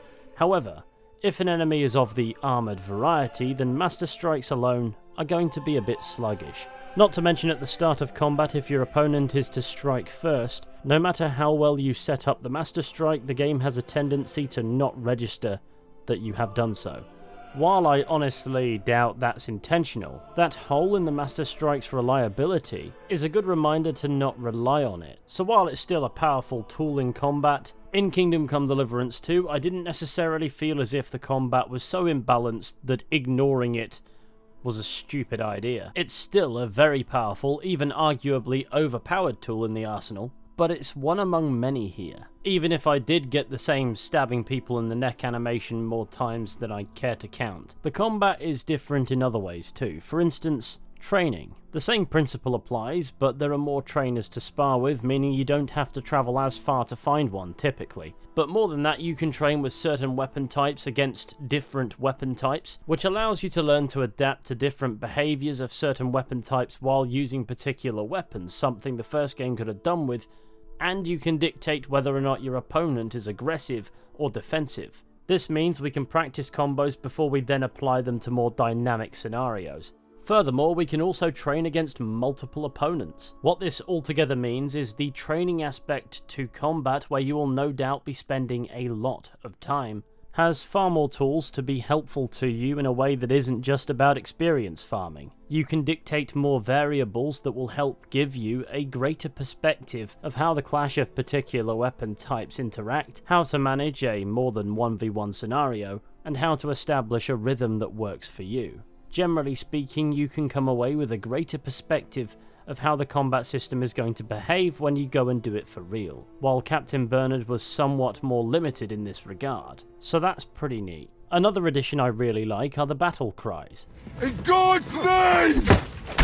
They might seem a bit superfluous, and you're probably wondering what do they actually achieve. Well, with the right perks, they can help inspire fear in the hearts of your enemies, introducing the psychological aspect of intimidation to the game. I also understand that Henry can announce his hunger this way. It may seem trivial, but that's another tool in the arsenal. As for ranged weaponry, that again expands. There's more than just bows Henry can barely aim going on. He can aim bows now. That's nice. The bows are actually much easier to aim in general. You also have crossbows, which again are pretty straightforward to aim, but come with a significant cost to reload speed. And then there are guns, which are absolutely useless. They're slow to reload, they're tricky to aim at range, so their benefit comes in close quarters, which is not handy when they are that slow to reload, but it's cool to have guns. This really is a diabolical contraption. I kind of believe they were entirely included so the game could make a joke about nobody at the time believing that these weapons could possibly be the future of warfare. What a load of bollocks! Hitting something with that would take a miracle. It's a miracle we still have both our arms. Aye. I once saw it rip a bloke's face off, along with half his body. Such an accurate shot. From how many paces? None. He was the one doing the shooting. Sweet mother of Jesus. A diabolically dangerous weapon. I told you so. This is the weapon of the future. I'd like to see that. As you can imagine, I didn't use the handguns very much. However, I've done my research and realised there are a group of players who have become rather proficient with them. So once you have a bearing of the weapon's misalignment, you can become accurate. It just so happens that misalignment tends to throw off your bearing of where the centre of your screen, where a crosshair would naturally be, is. And it just so happens this game's crosshair disappears in the event that you need to use a ranged weapon. So I think that while the guns can be useful, their primary intention is to showcase the future from the perspective of the 15th century. Put into perspective how far warfare technology has come since that time, and also put into perspective the idea of newfangled machines we're resistant to come to grips with, eventually dominating entire facets of life, is not a new concept. But I'm definitely not the man to give you the most elaborate breakdown on how best to use the guns in this game. I just think their inclusion is more significant because of the point it makes, rather than their practical value.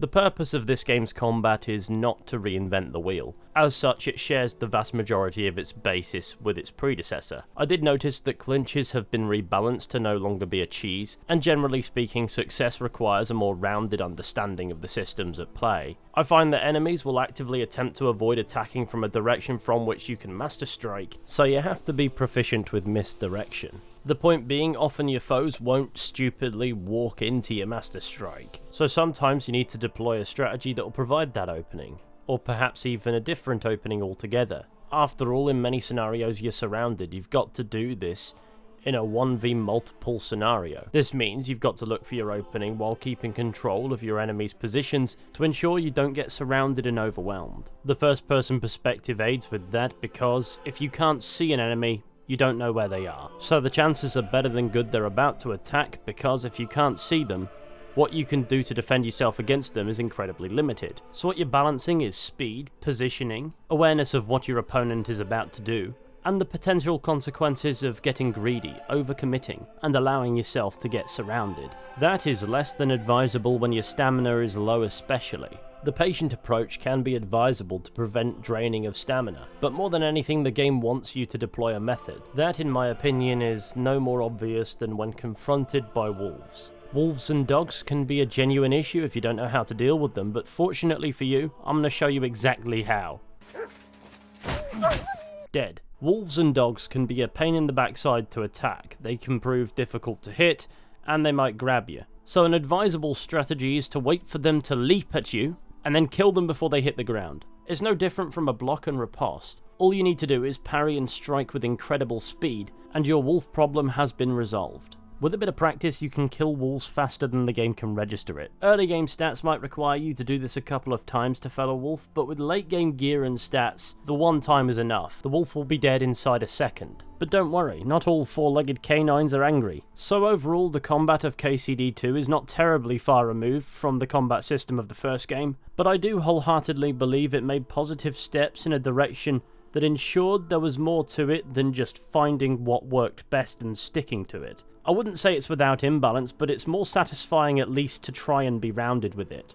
I'm particularly fond of the fact that its additions as you progress don't necessarily lob a hand grenade into what you've been using up until that point, which is something the first game did suffer from. As for battles, I still wouldn't say the combat is at its true finest there, and the enemy archetypes you face in battle tend to serve exhibition purposes without posing any real challenge, so if you wish to be a lion reveling in the heart of battle, I wouldn't say that fantasy is necessarily fulfilled and the battles are best taken as the narrative pieces they are. Nevertheless, that does not mean they aren't fun. There's no experience quite like dropping a rock on people's heads. Another change I really liked is that while you can wear a helmet with the visor down, you can also wear a helmet and put the visor up. And I'd say it kind of sums up the philosophy of advancement on display. Kingdom Come Deliverance 2's combat is a marked improvement over the first game, but you can't help but wonder how much further the system would go. It's still flawed. But flawed doesn't mean bad, or even close. It's a declaration that it would be a shame to not see this system evolve further. Anyway, let's shift onwards to talk about some other gameplay bits and bats. A rehash of absolutely everything is unlikely to prove necessary. KCD 1's basis is still there, albeit without the early game sting of being useless at everything to start with. As such, you can read, and the likes of lockpicking, for instance, aren't all that jammy to get going with. The only thing, of course, about the lockpicking system is the fact that it shifted from moving both sticks in tandem to moving one stick in tandem with holding the left trigger, which gives you a bit less precision when rotating the lock. Probably actually better to talk about the way in which the skill groups have been bunched together somewhat where it works. So with regards to being a thief, in the first game you had your stealth, your pickpocketing and your lockpicking to be mindful of. In the second game that's simplified to stealth and thievery, so pickpocketing and lockpicking level together. And that helps in case you don't do an awful lot of pickpocketing. You don't feel as if you're neglecting a family of abilities. Also from the first game, herbalism and hunting have been combined into a survival skill family, which also helps in simplifying the progress. Combat-wise, the skills with axes and maces have been combined into a heavy weapons tree. Marksmanship is a growth of the bow tree, now including crossbows and guns, and curiously, defense is gone. Then of course your main attributes are largely unchanged. You have strength, agility, vitality and speech. Now what's more interesting than that is I find in Kingdom Come Deliverance 2 there are far less perks that bypass the depth of some of the other gameplay systems. As an example, a key aspect of the survival system is your hunger. You've got to make sure you're eating food. Moreover, that food needs to be fresh. In failing that, it at least needs to not be off. In KCD 1 there was the human dustbin perk that bypassed that, allowing you to eat rotten food to your heart's content. Kingdom Come Deliverance 2 doesn't have that perk, and though it was useful, rightfully so. That perk utterly sliced an entire layer out of the depth of the survival system. That's a reason why I'm glad the sequel afforded the chickens legal protection. You can't just go around killing livestock to no consequences in order to bypass having to find money to buy food. And the fact that I'm already talking about slight adjustments like that tells you all you need to know about how different KCD 2 actually is. Not very. The game isn't trying to reinvent the wheel, rather refine systems. Those minor differences are really useful. In the first game I used to dread having to follow characters because I couldn't for the life of me match their speed without stopping and starting repeatedly. In this game, still manually you can't do that, which is really weird. Henry's minimum speed is still faster than NPCs walking. The same can go for the horse, but you can press a follow button and have the game do the following for you. Annoyingly, it doesn't always crop up when you have to follow someone, but it does most of the time. It's quality of life improvements like that that make all the difference. When on horseback now, there's also a follow path option, which I suppose is there to help the game make the motion immersive, if that makes any kind of sense, but I'm not a big fan of follow the road options more often than not. They have their place, but you're surrendering total control over to the game, and are just not playing it at that point. When you're following someone, you are doing a similar thing, that much is true, but in that moment you are surrendering control for a purpose, to listen to a conversation, to not lag too far behind or get too far ahead. Even then it's a plaster for not being able to dictate your speed with much precision. Another thing that's noticeably different is dice. The base game of dice, Farkle, is still identical. Each player has 6 dice, and the aim of the game is to roll 1s and 5s, or indeed 3 of any of the same number, each contributing mathematically to a point system.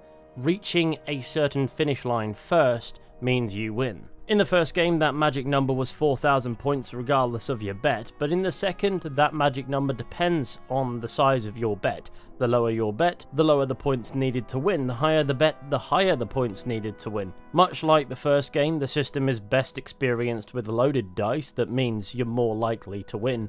But there are no dice that are going to give you guarantees. Apparently, if you got 6 St. Antiochus dice on release, you'd be guaranteed to score 6 3s, which means you could sweep as you always start. But it would seem that's been patched, so there's now a reasonably high chance that it will roll a 3, but it isn't a guarantee. I also find the dice players didn't have as much money on them, so there wasn't as much to rinse. As such, while I still found a healthy enjoyment from the system, I didn't become as addicted to it as I was in the first game. But that doesn't say very much. I still played an insane amount of it. My god, maybe it isn't just about the free money. Wait, have I picked up an exclusively vicarious gambling addiction? In my previous video it was a joke, here I'm not terribly sure.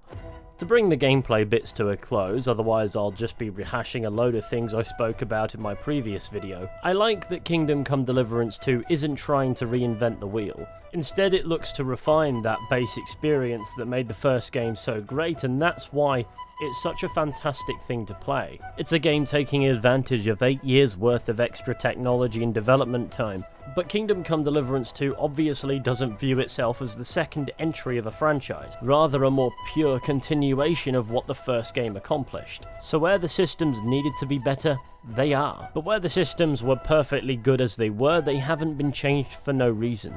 The sequel, from a gameplay perspective, doesn't exist to blow the first game out of the water. It exists to refine that experience and make it more enjoyable. And on that front, it really does succeed. To bring this video in for landing, let's wrap up by talking a bit about the story stuff, particularly in the Cutenberg region. If you haven't played the game yet, this is probably the best time to click off, because while we've spoken about the story stuff up until arriving at the Cutenberg region, a lot of that is pretty early game story-wise. This is the serious business part of the plot. The political background of the times have importance for the story. Simply put, Henry is assisting Sir Hans Capon on a diplomatic mission that has since gone to shit, and these lot are on the side of loyalists to King Sigismund's imprisoned brother Wenceslas IV of Bohemia. And that resistance against Sigismund is a driving force behind the events of the narrative, but the narrative itself is fueled by those events and is a much more personal story for Henry. The first game details how he sucked into the war, how a raid on Skalitz resulted in the loss of his parents, pushing his youthful vigour onto a quest for revenge against primarily the man who killed his parents, Markvart von Auwitz. That quest for retribution naturally extends to Ishvan Toth, whose scheming no doubt contributed towards the sacking of Skalitz, and he's later propelled into being the first game's main antagonist through his possession of Henry's father's sword. As we've already gone over at the end of the Trosky region in Kingdom Come Deliverance 2, Henry finally gets even and gets his sword back, but that is Henry's mission for revenge beginning in earnest, not ending. Toth was the man in the shadows setting multiple events into motion, but the man who actually put Martin and Henry's mother to the sword was Markvart. So despite seemingly having taken his vengeance, he's only taken 50% of his vengeance. He eliminated the schemer, now he must turn to the tool. The man he literally watched put his family to the sword, changing his life forever. And naturally, that attack was called by King Sigismund, so he has all the motivation in the world to stand in opposition to the Hungarian king. That being said, his entire arc is dictated by this idea of revenge. He hasn't had the time to process being involved in the war properly, coming to terms with being involved being his life now, because so far, the soldier's way is a convenience. So far, it has bagged him the blood he seeks, first Runt and now Toth. So while Markvart is still out there, there's still something in it for him, aside from simply loyalty and doing his duty. Those concepts don't really factor, he's driven by his trauma. This is shown through the various dream sequences he has over the course of the story, and his visions where his father Martin sits beside him under a tree and tells him to see it through, to fight to the bitter end of the path of adventure. Of course, Martin actually isn't speaking with him at all, it's his subconscious. The same subconscious projecting the dreams and hallucinations, reliving that formative trauma. He, in a way, remembers his parents' death differently to how it happened. He views it as him failing to save them, even if in reality he couldn't do a thing about it. The anger that propels him forward comes from within. His dreams that are entirely black, white and red are a manifestation of his personal guilt haunting him. First about events outside of his control, and then once Toth is out of the picture, about the things he's doing or the things he's done, the man he's becoming, manifesting often as the now deceased Ishvan Toth, highlighting how morality is a luxury in war, and that Henry's involvement is slowly transforming him into a Toth-like figure, albeit far less pragmatic and cynical. No matter, that is the impression Toth wanted to leave with Henry before he was put to the sword, the similarities between the two. So no doubt, going into Cutenberg, Henry can get lost in the war, or he can persist to cling to his morality, the thing that allows him to believe that his vendetta is somehow special. That crops up after many a key event. So, what's important going into the rest of the story is either embracing just being another blood-crazed killer, or proving Toth wrong. Being an RPG and having choices, it allows both to be possible. We'll get to those when they crop up. For now though, the opening of the Cutenberg region is dedicated to another facet of what makes Kingdom Come Deliverance 2's story so compelling. Characters. Like I said, we spend the vast majority of the Trosky region until the end on our jack, with nobody, not even Hans. We meet countless passing characters, but few of astounding long-term consequence to the continuation of the story. Now we begin to become surrounded by characters who are of consequence going forwards. Take for instance Zizka and Catherine. Zizka doesn't disappoint as an ice-cold strategist. He's cool, collected, tactically minded and serious. In other words, a great foil for many of the other characters, and the one who instigates the little group we have come the end. Catherine is a sharp-witted, exceptional spy with an interesting backstory and an ability to get anywhere. We see her working long before we know about her affiliation with Zizka, and while she was always suspicious to Henry particularly, by extension suspicious to the player, she was convincing at obscuring her mission, therefore she comes across competent, and that's kind of important for a spy. You can also romance her. I didn't do that. I stayed away from the romances in this game like I'd pick up a disease. I was accidentally unfaithful to Teresa with Sir Divish's wife in the first game and wanted to be better. Oh, the damage is done, isn't it? Then there's the Dry Devil and his gang of wrong-uns. The Dry Devil is a fearless, ruthless robber knight, and you're convinced by him and his underlings Kubianka, Ada, and Janosch, all of whom we meet having gotten themselves into a pickle. They are peas in a pod, so their history and chemistry among each other is convincing. They might be a gang of reprobates, but there is a dynamic to root for. They're all a bit nuts and quite possibly drunk. I wouldn't say they're entirely compelling because of that, but most certainly partially. On top of that, we have to go and rescue the boy, requiring us to ingratiate ourselves with the Rutards, Kunzlin, and his daughter Rosa, another romance option I avoided. As for why we're helping this lot, simply put, Hans is being held at their former estate, Malashov, so in order to secure their aid, we need to aid them with their own dispute with the Royal Mint Master of Cutenberg. So we embark on a mission to investigate some royal mines to discover the Royal Mint Master is stealing royal silver, and pick up some nightmares from Dark Henry along the way. All we have to do is deliver the proof incriminating Mr. Mint to the Rutards so they can pressure the guy to get off their backs, and they'll give us all the information we need to go and rescue Sir Hans, sneaking into Malashov via a tunnel system. It's here where we get a cutscene between Eric von Bergov and a dog. This is also the first time in the game that we see Mark Vart von Owlitz outside the dream sequences. Now he's really standing here before us, and Henry shows restraint in not revealing himself. In the first game, he's full of bravado, even if it often works to his detriment. Here, he recognizes his chance at revenge would result in his death. As such, he doesn't move. Character development. Henry is here to fulfill a different objective. He doesn't see red and lose sight of that, where once upon a time he might have done. Instead, he just watches, listening. This is where news reaches the bad guys, if you will, that Toth is dead.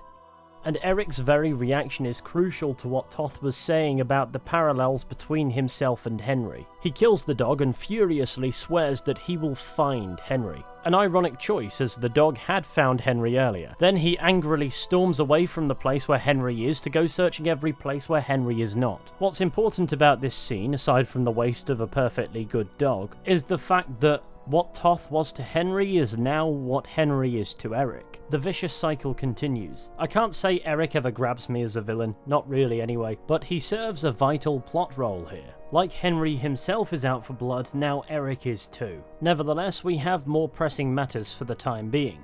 We must rescue Hans, whom we can find at the top of the Malishov Tower with his new French friend, Brabant. An interesting character who's full of stories that lead you to question how many of them are true. No matter, one cheeky escape later, we're joined in the wilderness by Sir Hanush, Sir Radzig, and Godwin, all of whom of course need no real introduction. They've arrived just a moment too late to be a useful rescue party. Now everyone but Henry gets to go to Rabosh and chill out and do some politics. Henry's needed in Cutenberg to do some spy stuff. I'm really not sure what Radzig's got for sending Henry into the Lion's Den. He did this in the first game too, and the last time it didn't turn out so well. Dad of the year my ass, that goatee won't save you Turns out I couldn't complain, because the mission that followed is one of my favourites in the Cutenberg region. We're to infiltrate the Cutenberg council meeting. Sigismund himself is due to be present, so we just have to convince one of the servants to take a day off and lend us his uniform. Give the boss man a flimsy excuse. It always works. Stand in the corner of the hall and serve people wine when they ask. What I find interesting with this mission is how genuinely unpleasant the councillors are with Henry, viewing him as beneath them. They have no problems making his unworthiness known to him. He's running around at 110 miles an hour pouring bevies for people. They don't appreciate him. They don't even respect him. But this long sequence of pouring assholes booze exists to contrast what comes next, the arrival of Sigismund, the enemy, and when Henry is called up to pour him some wine, he's... You have nothing to fear. Not you. Kind.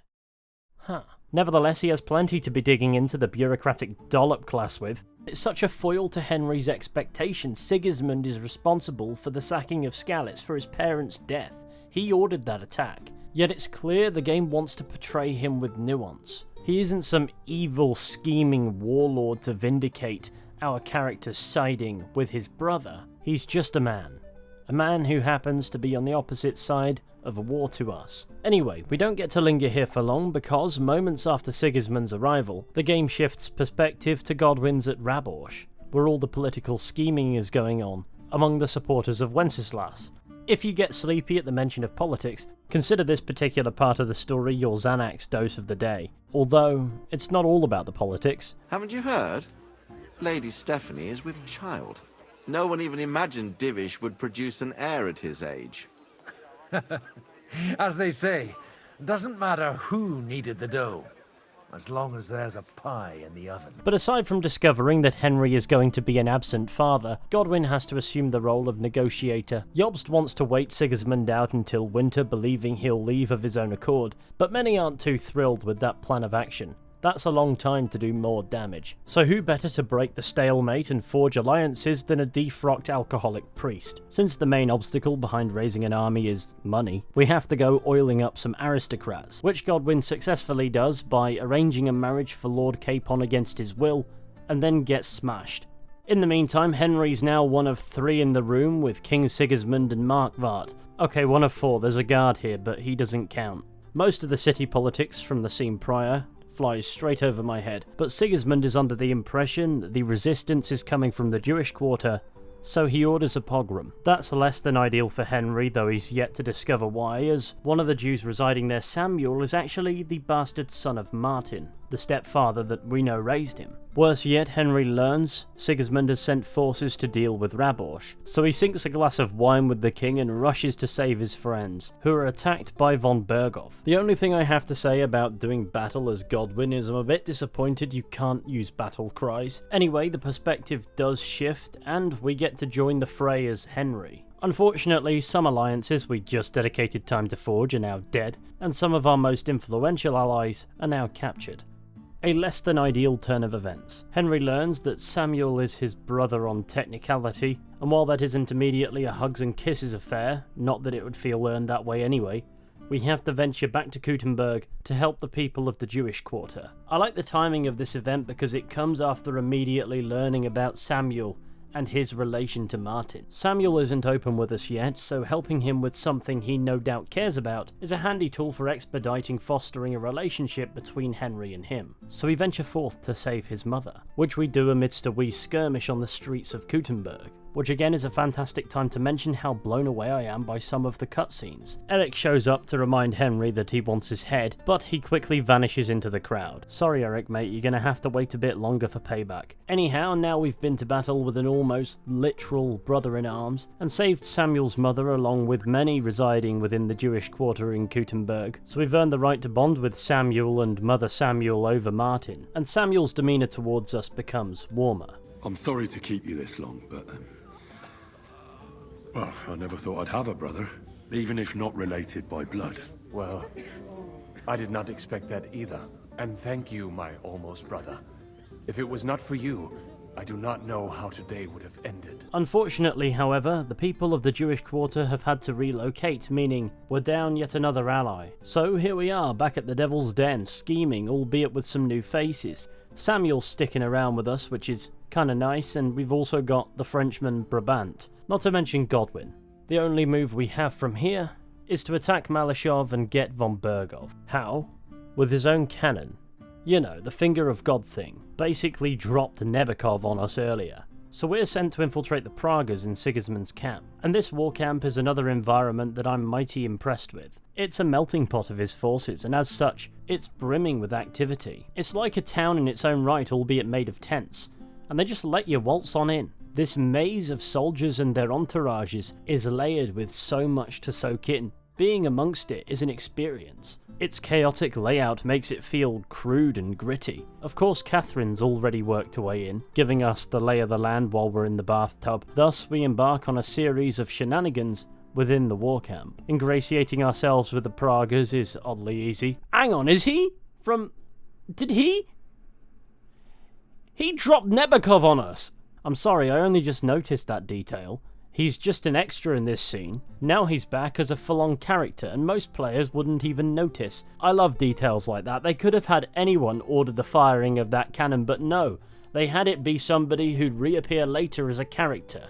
Apparently his name's Katz. And well, if we want to join, he's going to put us to the test. So he sends us out to investigate and deal with some deserters, sending us via the physician Musa to find out what we can about one of his patients, who is the only one of a group to have been found. I didn't learn anything, I accidentally gave the man medicine that killed him. Oh, fuck! Fortunately, I found the deserters and dealt with them anyway. And just like that, I'm in with the Pragas. Now I'll know when they intend to move the cannon so I can relay information to Dry Devil and Zizka to ambush it and take it. But first we must get bladdered with the boss and play Farkle. After all, there needs to be enough time for the RPG bullshit to occur as to why that's not as easy as that. And in doing it, I realised what bugs me most about the Farkle in this game, and that is that the NPCs have an entirely different voice when they're playing Farkle as to what they will use when they are not playing dice. So, this is what Commander Cat sounds like when he's not playing dice. That's the way it's fucking done. And this is what he sounds like when he is. I'm really surprised you challenged me. I don't like to lose. I observe this to be a rather consistent thing with characters who are more essential than just playing dice, whom you can happen to play dice with at some point. It's such a minor thing to fixate on, but it didn't go unnoticed. It's really jarring. Everyone in Bohemia has a second set of vocal cords and personality they activate only for gambling. Anyway, that RPG nonsense excuse for stalling the story no doubt comes later that night with the murder of a Cuman in the camp, and Musa is accused of being involved. So we have to clear his name, which makes absolutely no sense. He's been with us. Commander Katz could have vouched for him. Problem solved? Apparently not. Turns out we have to get evidence and catch the killer ourselves. We know for a fact that it isn't Musa because he's been with us all night, but it wouldn't have gone amiss if the game found ways to make him look more guilty. I mean, have him still be innocent, but witnessing his airtight alibi firsthand, it kinda takes the intrigue out of the investigation, because if it's not him and it's not Katz, it's gonna be just somebody else, and just somebody else sums up more or less every single other person in this camp. So after we've ensured the just somebody else Crow is adequately punished for his sins, we can set off from this camp with the cannon in tow, relaying that information to Zizka via Catherine. While on the road, the Devil's Pack hit the convoy, and just like that, we have ourselves our cannon. I couldn't face Katz because I actually kind of liked him, but hey, that kind of loops into the lesson of the day from Zizka, and the idea of morality being a foolish endeavour in the nasty business of war. Next stop, Malashov, where our task is to raise hell in the village with the Dry Devil. Hinek takes that as just go killing people. Naturally, having lost his family in a similar village raid, Henry objects, and it's here where we're faced with one of those crucial moral choices I alluded to earlier. Do we give up on morality and just become the next Mark Vart, the next Toth, reducing ourselves to a common bandit and justifying it as war? Or do we stand by Henry's belief that he's somehow better than that? The tactics of putting the hurt on the village are sound. If we set fire to the village, those within the fortress will run out to extinguish the blaze, leading to a perfect ambush. But if we take that pragmatic, easiest approach, we become just as much a villain as anyone else we've met across both games. So I felt the fitting choice here was to challenge Hinek, for Henry to stand by his morals. He couldn't prevent his parents' death, he couldn't prevent the attack on Skalitz, but he can prevent this attack from becoming equally as disastrous for the people of Malashov. God knows contesting the Dry Devil makes this portion of the game slightly harder, but for Henry to consciously choose in this moment to not reduce himself to being just as bad as the people who killed his parents, while not the tactical sound choice, honours them and their sacrifice. I also think it yields a more valuable lesson in the battle to follow. Fundamentally, war and death are inseparable. We might have saved the peasants of Malashov, but in giving ourselves a tougher battle because of this, the risk of us losing men is no doubt much higher.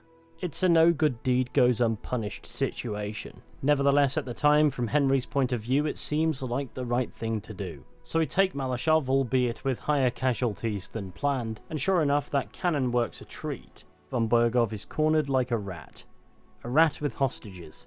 To preserve the hostages, unfortunately, we can't drop the tower on him like he did to us at Nabokov, so instead we had to play a blend of Russian roulette and peekaboo with the soldiers at the door.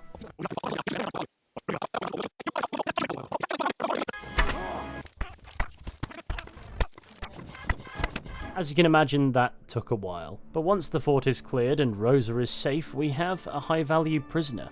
The finger of God is fucked, Otto.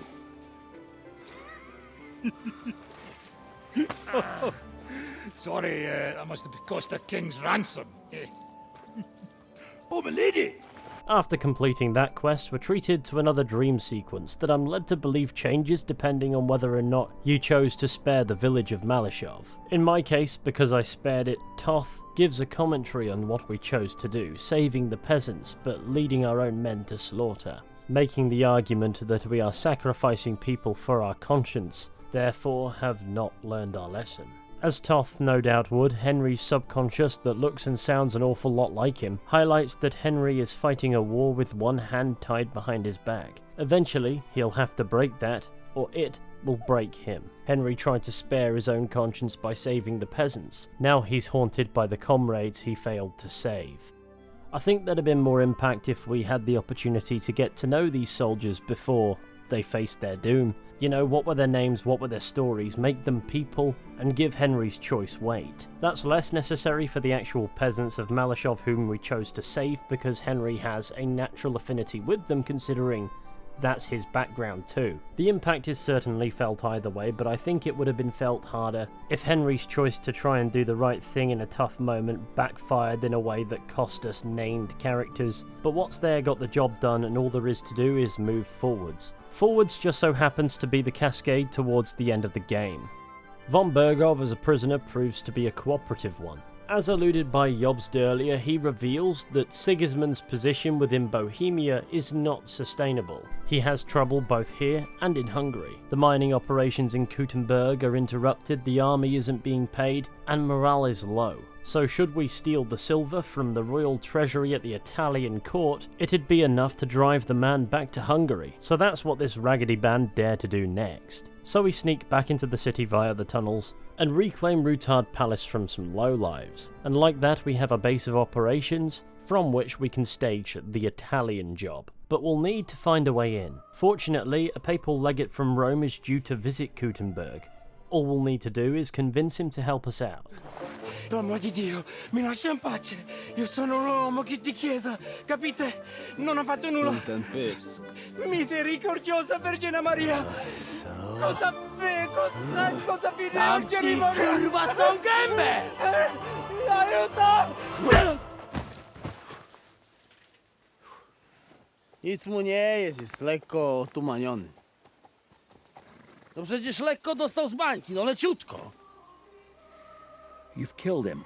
I do quite enjoy how the characters react to how things go wrong in the plot. I find the game overall has a nice blend of taking itself seriously and being utterly hilarious, quite like the first one, but more intentional. The writing standard definitely helps with that. The game can afford its comedy because it's woven into the story, and while sometimes you find yourself wondering why things couldn't have gone right the first time, the humorous interjection of shenanigans can lead to priceless moments, such as Godwin impersonating the legate but only being able to speak Latin when sourced. I'm not entirely sure how that works. If I drink beers, I cannot say I observe a similar phenomenon in my language skills. It makes it funnier that we have to play as Godwin as he impersonates a Latin-speaking Italian papal legate, and we have to convince the powers that be that we aren't in fact an alcoholic Czech former priest. I also find it really funny that Brabant gave Henry, Janos and Ada Italian lessons before this mission, and then we don't play as Henry. So spending this time doing this long-winded conversation has no payoff. To make matters worse for Godwin, when in the Italian court, we meet an actual Italian. As I'm sure you can imagine, I didn't want to risk that skill check. Then Godwin must insert himself in a series of disputes pertaining to the politics of local clergy, all in Latin because the papal legate is known to not speak Czech.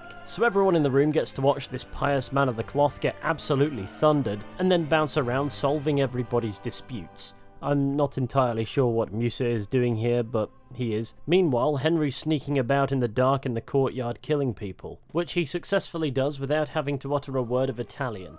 I'm starting to believe that Brabant just wants to feel important. So who blows the task this time? Ada again, of course, right in front of the Italian fella who immediately twigs onto the fact that nobody who entered the Italian court is Italian, forcing us into a less than silent scrap. The plan from here is reasonably straightforward. Steal the silver and smuggle it out through the tunnels. The rest of the boys make their way in through the tunnels, and we take everybody who isn't us hostage. The lords are here, so we convince this guard that he doesn't want to get on smoke with us. Then we direct them to the tunnels, which should take them all the way back to Rutard Palace, the same route along which we're carrying all the silver. I notice all the NPCs of Cutenberg have been gathered in front of the church, which is a nice way to make the city derelict at night. It makes it look like they're there for a reason, like a religious gathering of some variety. It's another detail I think could just as easily go unnoticed. I wanted to mention it. But more pressing matters are on the way. Eric somehow knows about our scheme and has brought troops to stop us. More than anything, he wants to kill Henry. But unfortunately, we can't let that happen. Nevertheless, it can't help to wonder how Eric knows what we're doing here. It's not like we broadcasted it. No matter, we've now got a fight on our hands. Just another battlement scuffle, of which there are many. It isn't particularly special, but it isn't bad either, it does the job. The Pragas and Eric eventually find their way in, and Eric very nearly gets his revenge. But before we get to that, this is such a nice cutscene. Instead of having us do battle again, we get treated to that playing out in cutscene form. It just gives the conflict a bit of extra flavour. As for Eric, of course he's gone straight for Henry, and he almost beats him. But Musa decides to throw his hat in the ring. Vindication for helping him out of a jam in the camp. All that remains is to make for the tunnels and get the bloody hell out. It wouldn't be a proper Italian job if there weren't plenty of explosions. Now we're home free. Sick. We arrive back in Rutard Palace to find Brabant standing in a "I'm gonna betray everyone" pose. Jokes about him being a bit French aside, I've always been cautious of this guy. Something about him between the countless stories for every scenario did not add up, so if there was to be a betrayal, I was fully expecting it to come from him. It seems his plan is to make off with the silver before we get out of the tunnels, but we do arrive in time to see him, so his betrayal is signified when he stabs Ada. It seems to be suggested that Brabant might be responsible for Eric knowing about the Italian job. It doesn't matter now, we've got a fight on our hands to wrestle the silver off of Brabant's mercenaries. Upon our victory, unfortunately, Brabant gets away, but we are treated to one of the saddest scenes in the entire game. It's confirmed to us pretty sharply that Ada won't survive his wounds. Ada knows this and refuses to weigh the band down. And in the expressions of the characters you can see what this moment of sacrifice means. Godwin's glance alone confirms there's no aha moment coming. As sad as it is, we have to leave our comrade to die. You can see the thought pain the pragmatic Zizka. In this moment of urgence, the ensemble can't help but be still, and nobody feels this impending loss worse than Janosch, his closest friend in life now fading before him. One by one, the gang prepare to leave. Godwin blesses him for his final journey, leaving Ada in the company of Janosch and Henry, who tries to console Janosch, but in this moment pity can't reach him. The two say their farewells and leave, leaving Ada to make peace with his maker. It must be said Ada was not a good man, he was a bandit, a true scoundrel. He's also hard to connect with as a character because there's a language barrier. He exclusively speaks Polish. Despite these barriers, the game found a way to easily make the guy likable. He was unpredictable and chaotic, but also quite amusing. But in these final moments, that recklessness is gone. He's just a man, praying for the Lord's forgiveness. By the time Eric gets here, he's dead. The scene switches back to Henry and the gang, making for Sukd Doll at breakneck pace, being pursued by what I can only imagine are Eric's men. Kubienka's horse takes a tumble, and sure enough I thought that was it for him.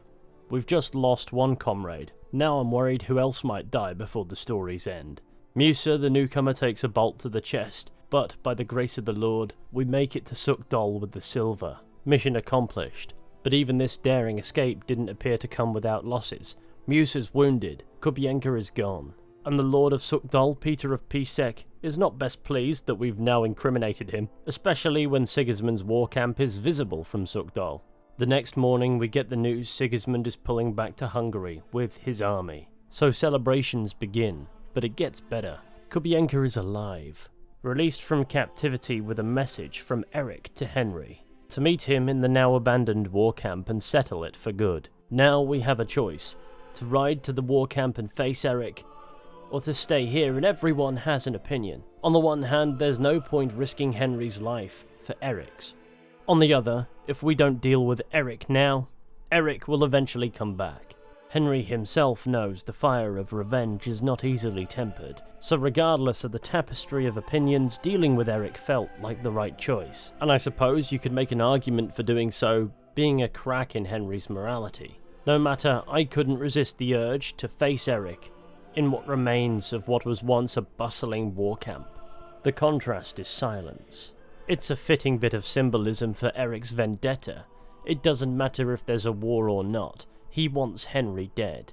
Not before witnesses, not for glory, but for himself. His hatred for Henry now rivaling Henry's hatred for Toth, or Markvart. The two now stand alone.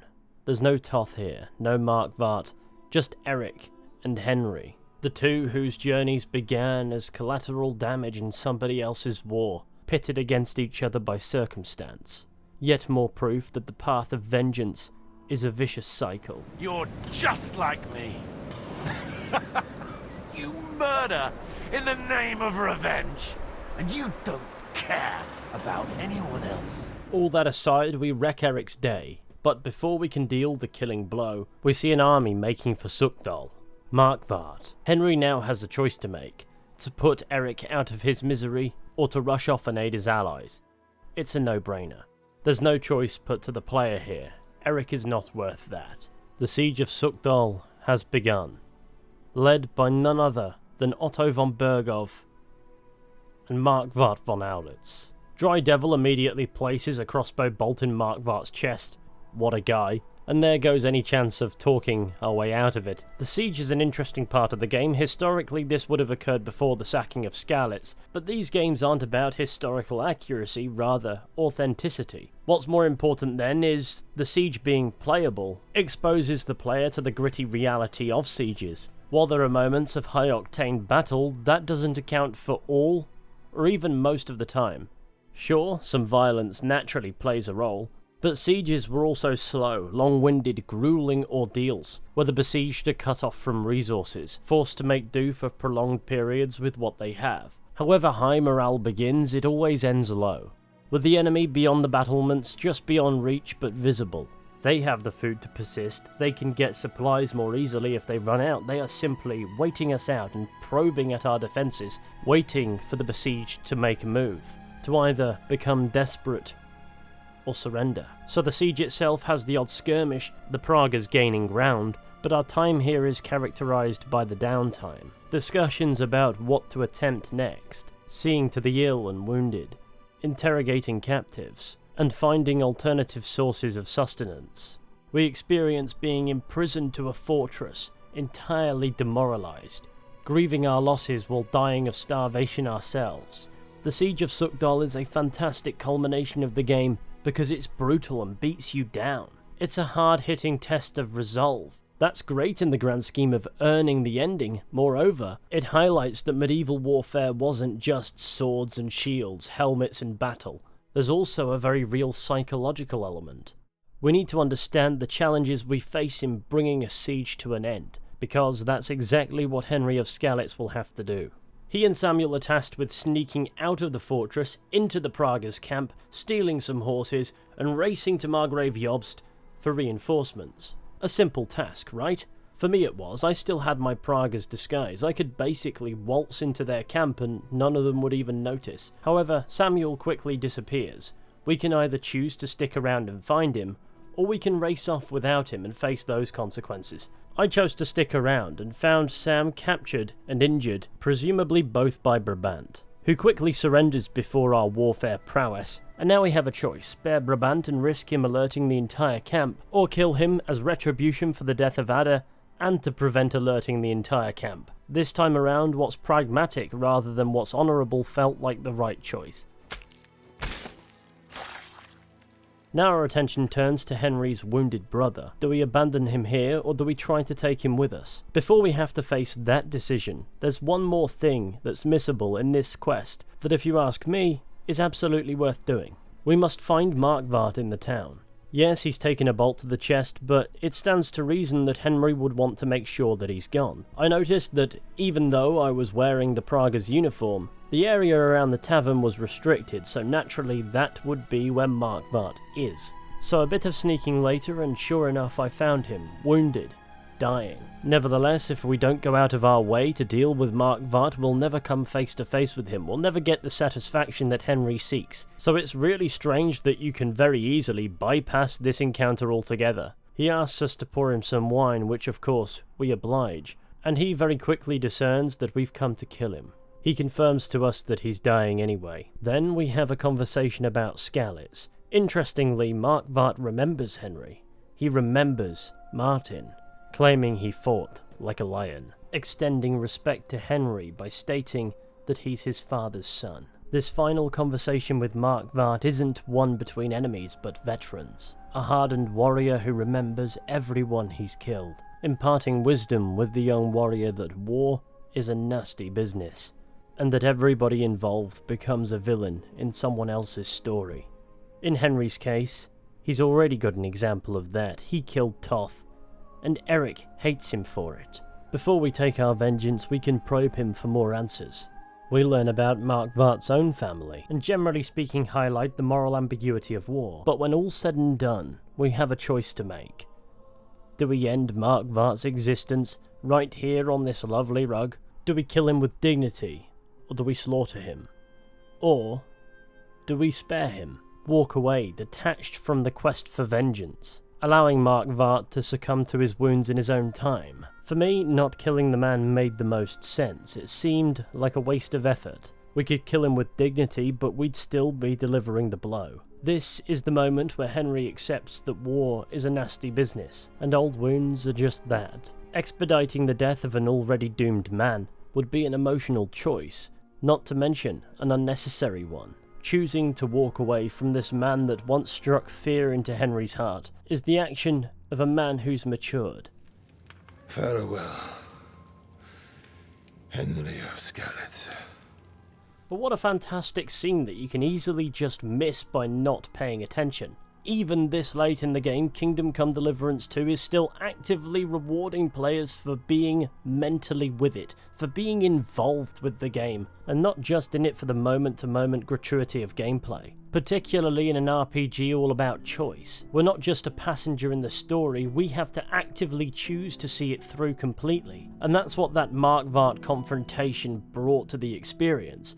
I felt as if, in a way, I'd completed this journey. Because I personally felt a desire to see it through, not because I was simply following the game's outlined instructions. Anyway, saving Sam. It seems like a riskier choice than it is. Lugging Sam around, you would expect to be asked questions, and sure enough you are, but blagging your way past them is really easy. Sam makes the job easier by playing dead, but there's no way of knowing that walking through the camp with Sam would be as straightforward as that. The only way to know that is to try. That's important when you consider the weight of rescuing Sam here. He's Martin's son. Martin, Henry's father, turns out isn't Henry's father. We've known since midway through the first game that Henry's actually the son of Siradzig Cobbler.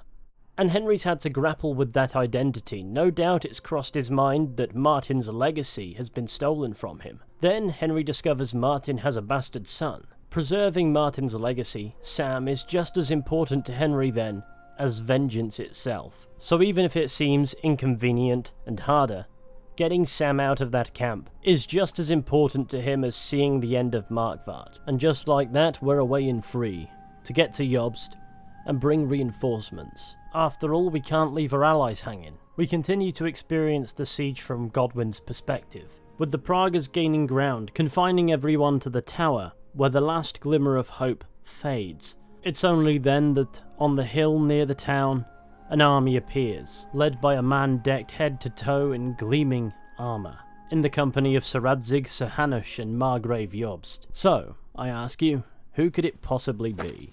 Henry, our hero Henry, the fellow who helps his fellow man. Henry, reliable Henry, he gets the job done the best he can. As you can imagine, what comes next is nothing short of bloodshed, and the siege of Sukd Doll is officially broken. After a condensed month of suffering and demoralised devising an exit, we now have an army at our backs, we're decked out with sick armour, and get to face off with this game's equivalent to Rick the Door Technician. And in no time at all, it's over.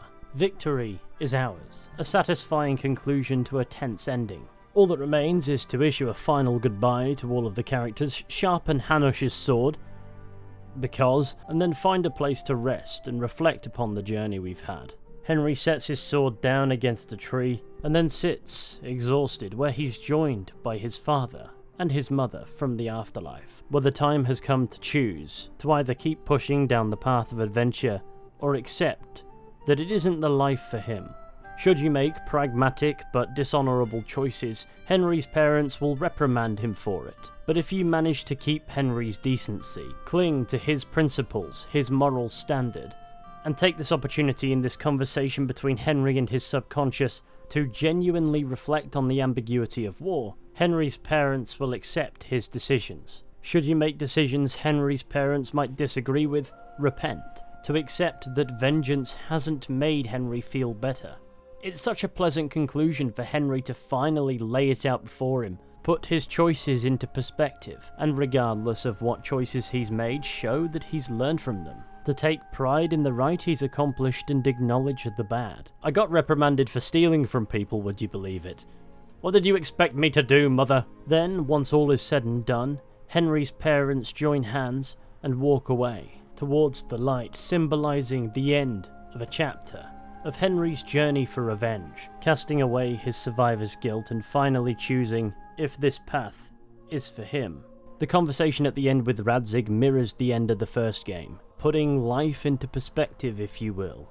So the choice becomes, do we take the sword and continue our life as an adventurer, or do we give it to Radzig and cast away the idea? This is the first decision not marred by the guilt of the past. To me, it's the only one that could go either way. You could easily continue with that sword, but considering the lessons of the narrative, the confrontations with Toth, with Eric, with Markvart, with Brabant, the dilemma of protecting Samin or letting von Bergov sack it, and choosing whether or not to burn Malishov, regardless of what was chosen, Henry's atrocities don't compare to that of Markvart of Toth. But should he persist with this game of war, what will his orders be tomorrow? So that's why I chose in the dialogue with Martin and Henry's mother, whose name I forget because it hasn't been relevant since the start of the first game, to insist that Radzig keep the sword, to settle down, return to Ratai, to Teresa. After all this time I'd learned my lesson and stayed faithful. So when the game came to a close, I was pleasantly surprised by a whole 3 seconds of Teresa appearance. This time around I arrived at the credits satisfied in a way that the first game deliberately did not provide. This story had ended at a point where Henry's journey felt complete, not as an isolated sequel, but the story across both games. There are open threads that could be followed. Eric's still out there. The political background that fueled the narrative still persists, but if we never see any of what happens next, Kingdom Come Deliverance 2 wrapped up what matters amazingly, concluding a truly great game. This first playthrough of Kingdom Come Deliverance 2 has been priceless. Combine that with Kingdom Come Deliverance, the experience can only be described as unforgettable. To think a few short months ago I was foolish enough to believe these spectacular games weren't for me. It actually kinda makes me feel ill, because if I didn't pick back up KCD 1 and get stuck in, I would have never experienced the greatness I have. Kingdom Come Deliverance 2 is one of the best games I've played in a while, most certainly. It's a true sequel that respects the game that came before it, not looking to reinvent itself unnecessarily, only refine and enhance that experience, the feelings that game provides, amplifying them, and delivering a game that is unbelievably satisfying to play. It may not be perfect, there is no such thing, but it's games like this that I play games for. I adore this game. I do not know what comes next for Warhorse Studios, but whatever they're working on, I'm most definitely curious. And that, only 2 hours and 20 minutes deep, is where I have to leave you. I apologise for the length of this one, in case it got irksome. If it makes you feel any better, however annoying you now find my voice, imagine how it is for me. I've had to sit here and edit this bloody thing, and hopefully you enjoyed it, so I thank you for watching. If you got this far, be sure to go ahead, leave a like, subscribe, share the channel with your friends, all that wonderful stuff. That would be massively appreciated. Maybe join our Discord server via the QR code on screen now, if you fancy it. If you've put up with my voice for well over 2 hours, you've most definitely earned it. And with any luck, I'll be seeing you all very soon with another video at some point. But until next time, please take care and goodbye.